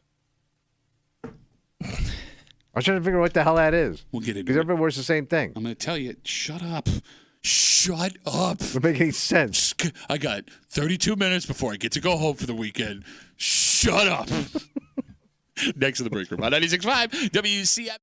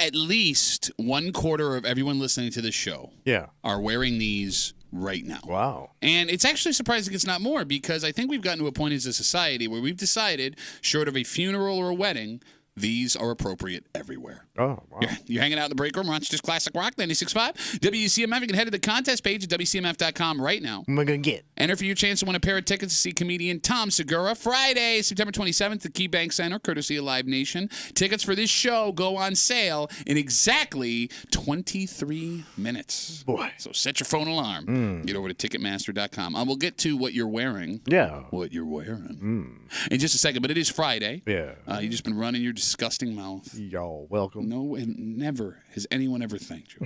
But Kimmy collects it all. She runs it back for us. We call it the Creep Cap, and it happens now on CMF. Yeah. Oh, man. All right. God. All right. How hard? Okay. All right. I love it. Mama had multiple handguns in her panties. She shot off her vagina. They found it in South Carolina. It's just like one of those things that was designed for something else, but they find out it also hits the horny zone. So the horny zone? Highway to the horny zone. Dixie jugs, don't touch them, son. There's a 38 in there. They're always named after what you're going to be doing. Breathe. Thighs. You're going to be doing thighs? Yeah, I'd like to go to that gym. Oh, your mom's usually there. No, I don't want to go anymore. See, that's why I'm trying to give you a 401. Doesn't chemo make your batch like radioactive or something? Yeah, sounds like fun, man. Not for the other person, it's not. Think of Well, how... it's not going to be like that blood coming out of the alien in that movie. I imagine it more like Spider-Man. It's my alien batch. Yeah, I got it. Think of Wait. You're saying with alien batch there could be batch in space. Yesterday, School 45 in the city got a visit from the Whale Mobile. Bro, your mom's on tour? Coming to Darien Lake this summer. Log on to CMF now. Win tickets to see Mom's on Tour. The Whale Mobile. Mama's vagina got splinters from Daddy's splintered up dong. They found her old splintered up vagina in South Carolina. He's going back to the classics, ladies and gentlemen. Bits of her nips in the old Mississippi. How would you like to be a traveling wiener connoisseur? So when does your mom start? It's called, Uncle Tommy's a wee cat in the meat into your mouth. Got that? There's that Sauce. There's that hard work in the tape. Why did you go Louisiana at the end? Sauce.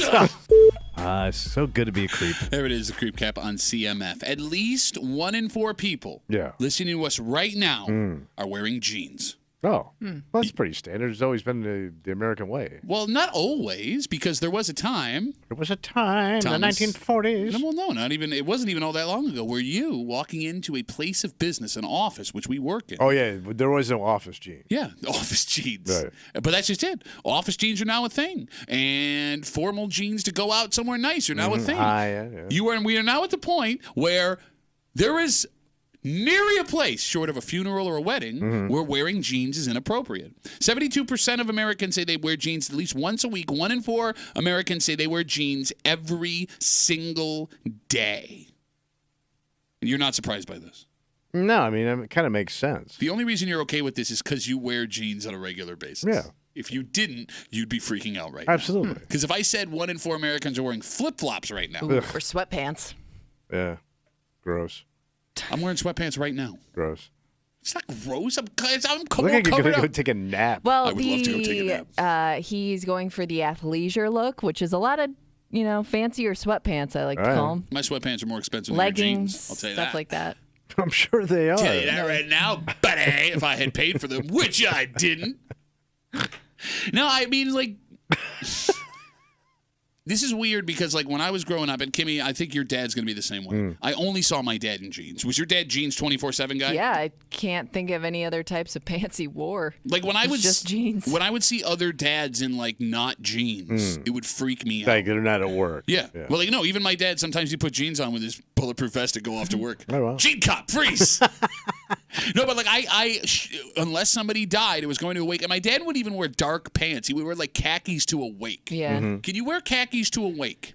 I think you can. I always thought, especially guys thought of khakis as the semi-dressed up. Yeah, like you could get away with wearing khakis to any kind of formal event. No, do some women guys. still wear? I mean, women wear jeans on all occasions too, right? So I would guess that fewer women wear jeans We have than more men options. do. Bingo. I think.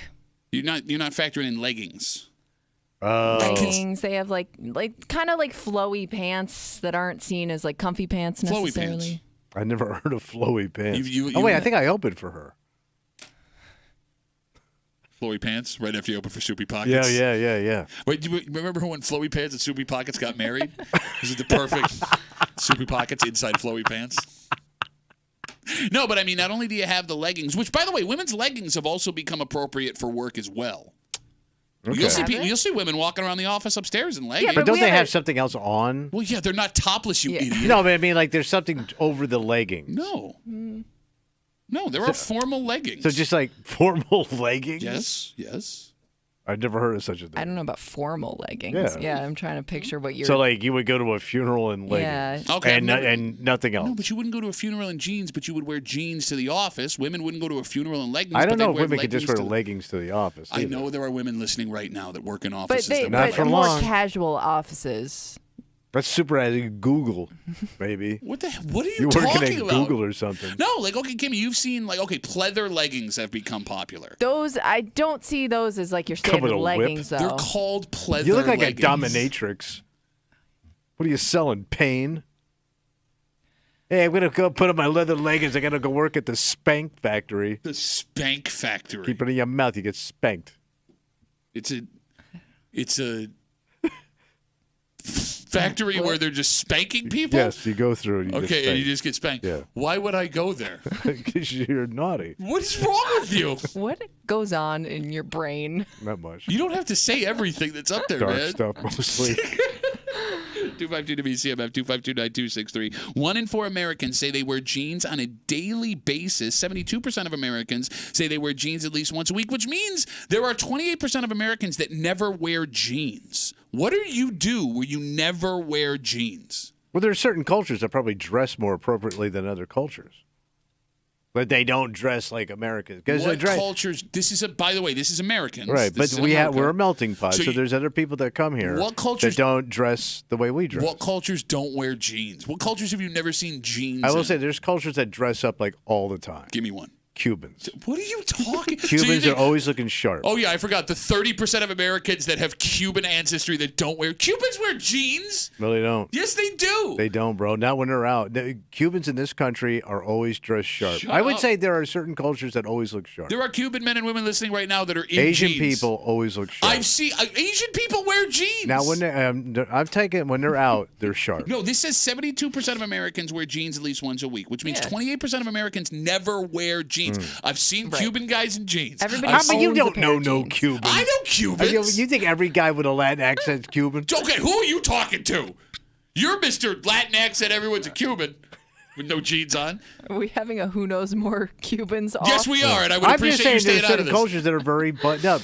Indian people, when they go out, You always go looking to sharp. an Indian restaurant, the waiter's But wearing again, jeans. but even, Not when even they're- if, okay, but even if they don't, When let's they're say- working at the to- Indian no, restaurant? Yeah. To your point, like let's say they don't wear jeans to work, they still probably wear jeans on occasion. Like he's saying that there are just straight up people that don't own jeans, don't wear jeans, and I don't know anybody that doesn't own a single pair of jeans. I would have to think you're more likely to not own a pair of jeans the older you are, because as you get older and your body starts to change, Harder to put on. And But don't they make jeans for like old people like me? Oh, you talking about old people jeans? Yeah. What But they would do. that They make be? like old people jeans. What are old people Like jeans? with the elastic waistbands. Yeah. But it's still jeans. Built-in diapers and stuff. Jeans are less forgiving. Like Right. jeans are they're like steel girders for your thighs. All right. And sometimes you can hold them in and be okay, but other times, I mean, look, man, So you think you age out of jeans? I think it's harder to put the jeans on. All right. I think. Oh. Well, you tell me, man. You I got them on today. It was a struggle. Yeah, but you don't have a lot of leg to get in them jeans, which is my favorite ZZ Top song. No, like you don't see if you go out and you watch old people walking around. There's a lot I of gotta khakis. look. I gotta look at old men now. No, I'm telling you, you're not going to see a lot of old guys in jeans. You may see. I think you're right about women. You don't see a lot of old women in jeans for sure. Well, because their bodies really change. I always felt bad for older women. Maybe because the bottom half of women change quicker than men.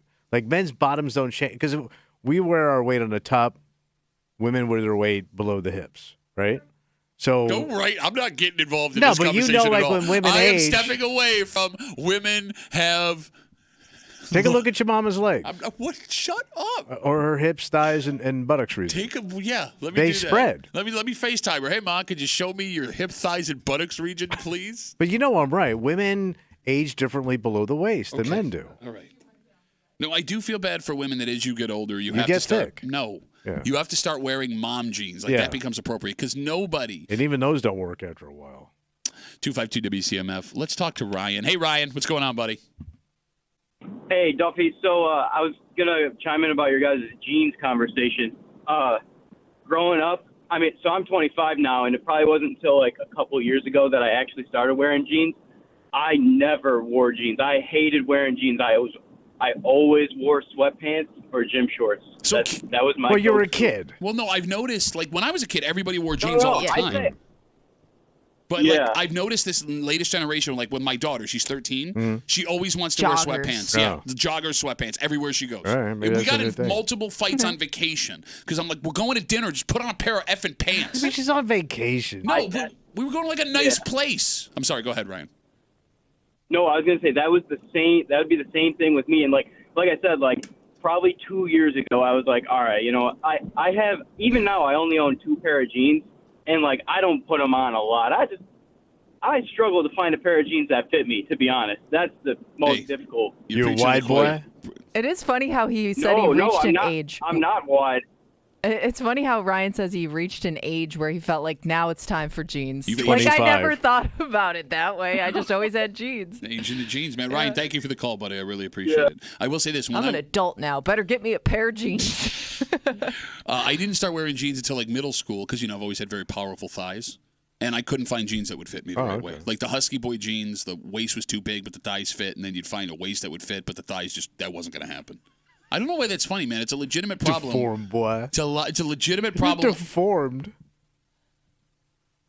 I got no waist and big thighs. Look, I don't know who's designing jeans for men in America, but whoever it is, fire him right now. Because it's so hard for every man to find a pair of pants. Well, I know, and once you guys do find a pair you like, you stick with that brand forever. And you will We never gotta go lock in. anywhere else. And I will buy multiple pairs of that pants. Yeah. But they make those jeans now that really stretch and move. No, but there's a problem with that too, because if you wear them long enough, like during the day, and the heat gets in there, they start becoming droopy. You got droopy jeans, which is my third favorite comedian. I think he died last year. Droopy jeans? Yeah, it was a stroke, wasn't it? Yeah, he drowned in soupy pockets. Nobody knew they had a relationship. Not even flowy pants? No. She walked in and found him. That poor woman. We come back, we wrap it up, try and do a better show next week here in the break room on CMF.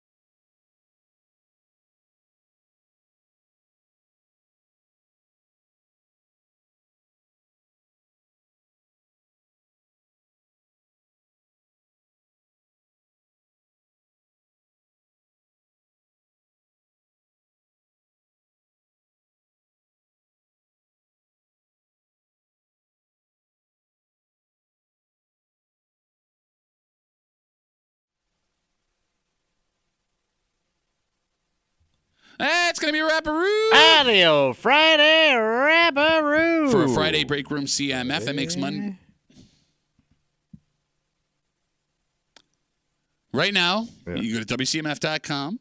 Our WCMF Break Room, Where They Whine in Bitchburg bracket is down to the Elite Eight. We have one of the top 4 seeds that went down. Fairport went down to Brighton in the last round. The matchups are phenomenal, and it looks like, unless something crazy happens, we will have an East Side versus West Side championship within the next 2 rounds. Very exciting. So get there right now, WCMF.com. You can find it on the page there. Go vote, and it is open for the next 4 days till we get to our Final Four. So good luck to all of the towns still around. Again, all of the city neighborhoods have been eliminated too. Apparently they're not whining and bitching in the city like we thought. All right, we got to get out of the way. For Kimmy? Yeah. How many days a week do you think you wear jeans? Every day. Yeah, you are a jeans person every day, aren't you? Yeah. Kimmy Jeans, they call her here in the office. For Tommy Muley, who only wears jeans when he doesn't have a fancy pair of trousers. Seasonal jeans. You do have seasonal jeans. Yeah, I do switch my jeans out.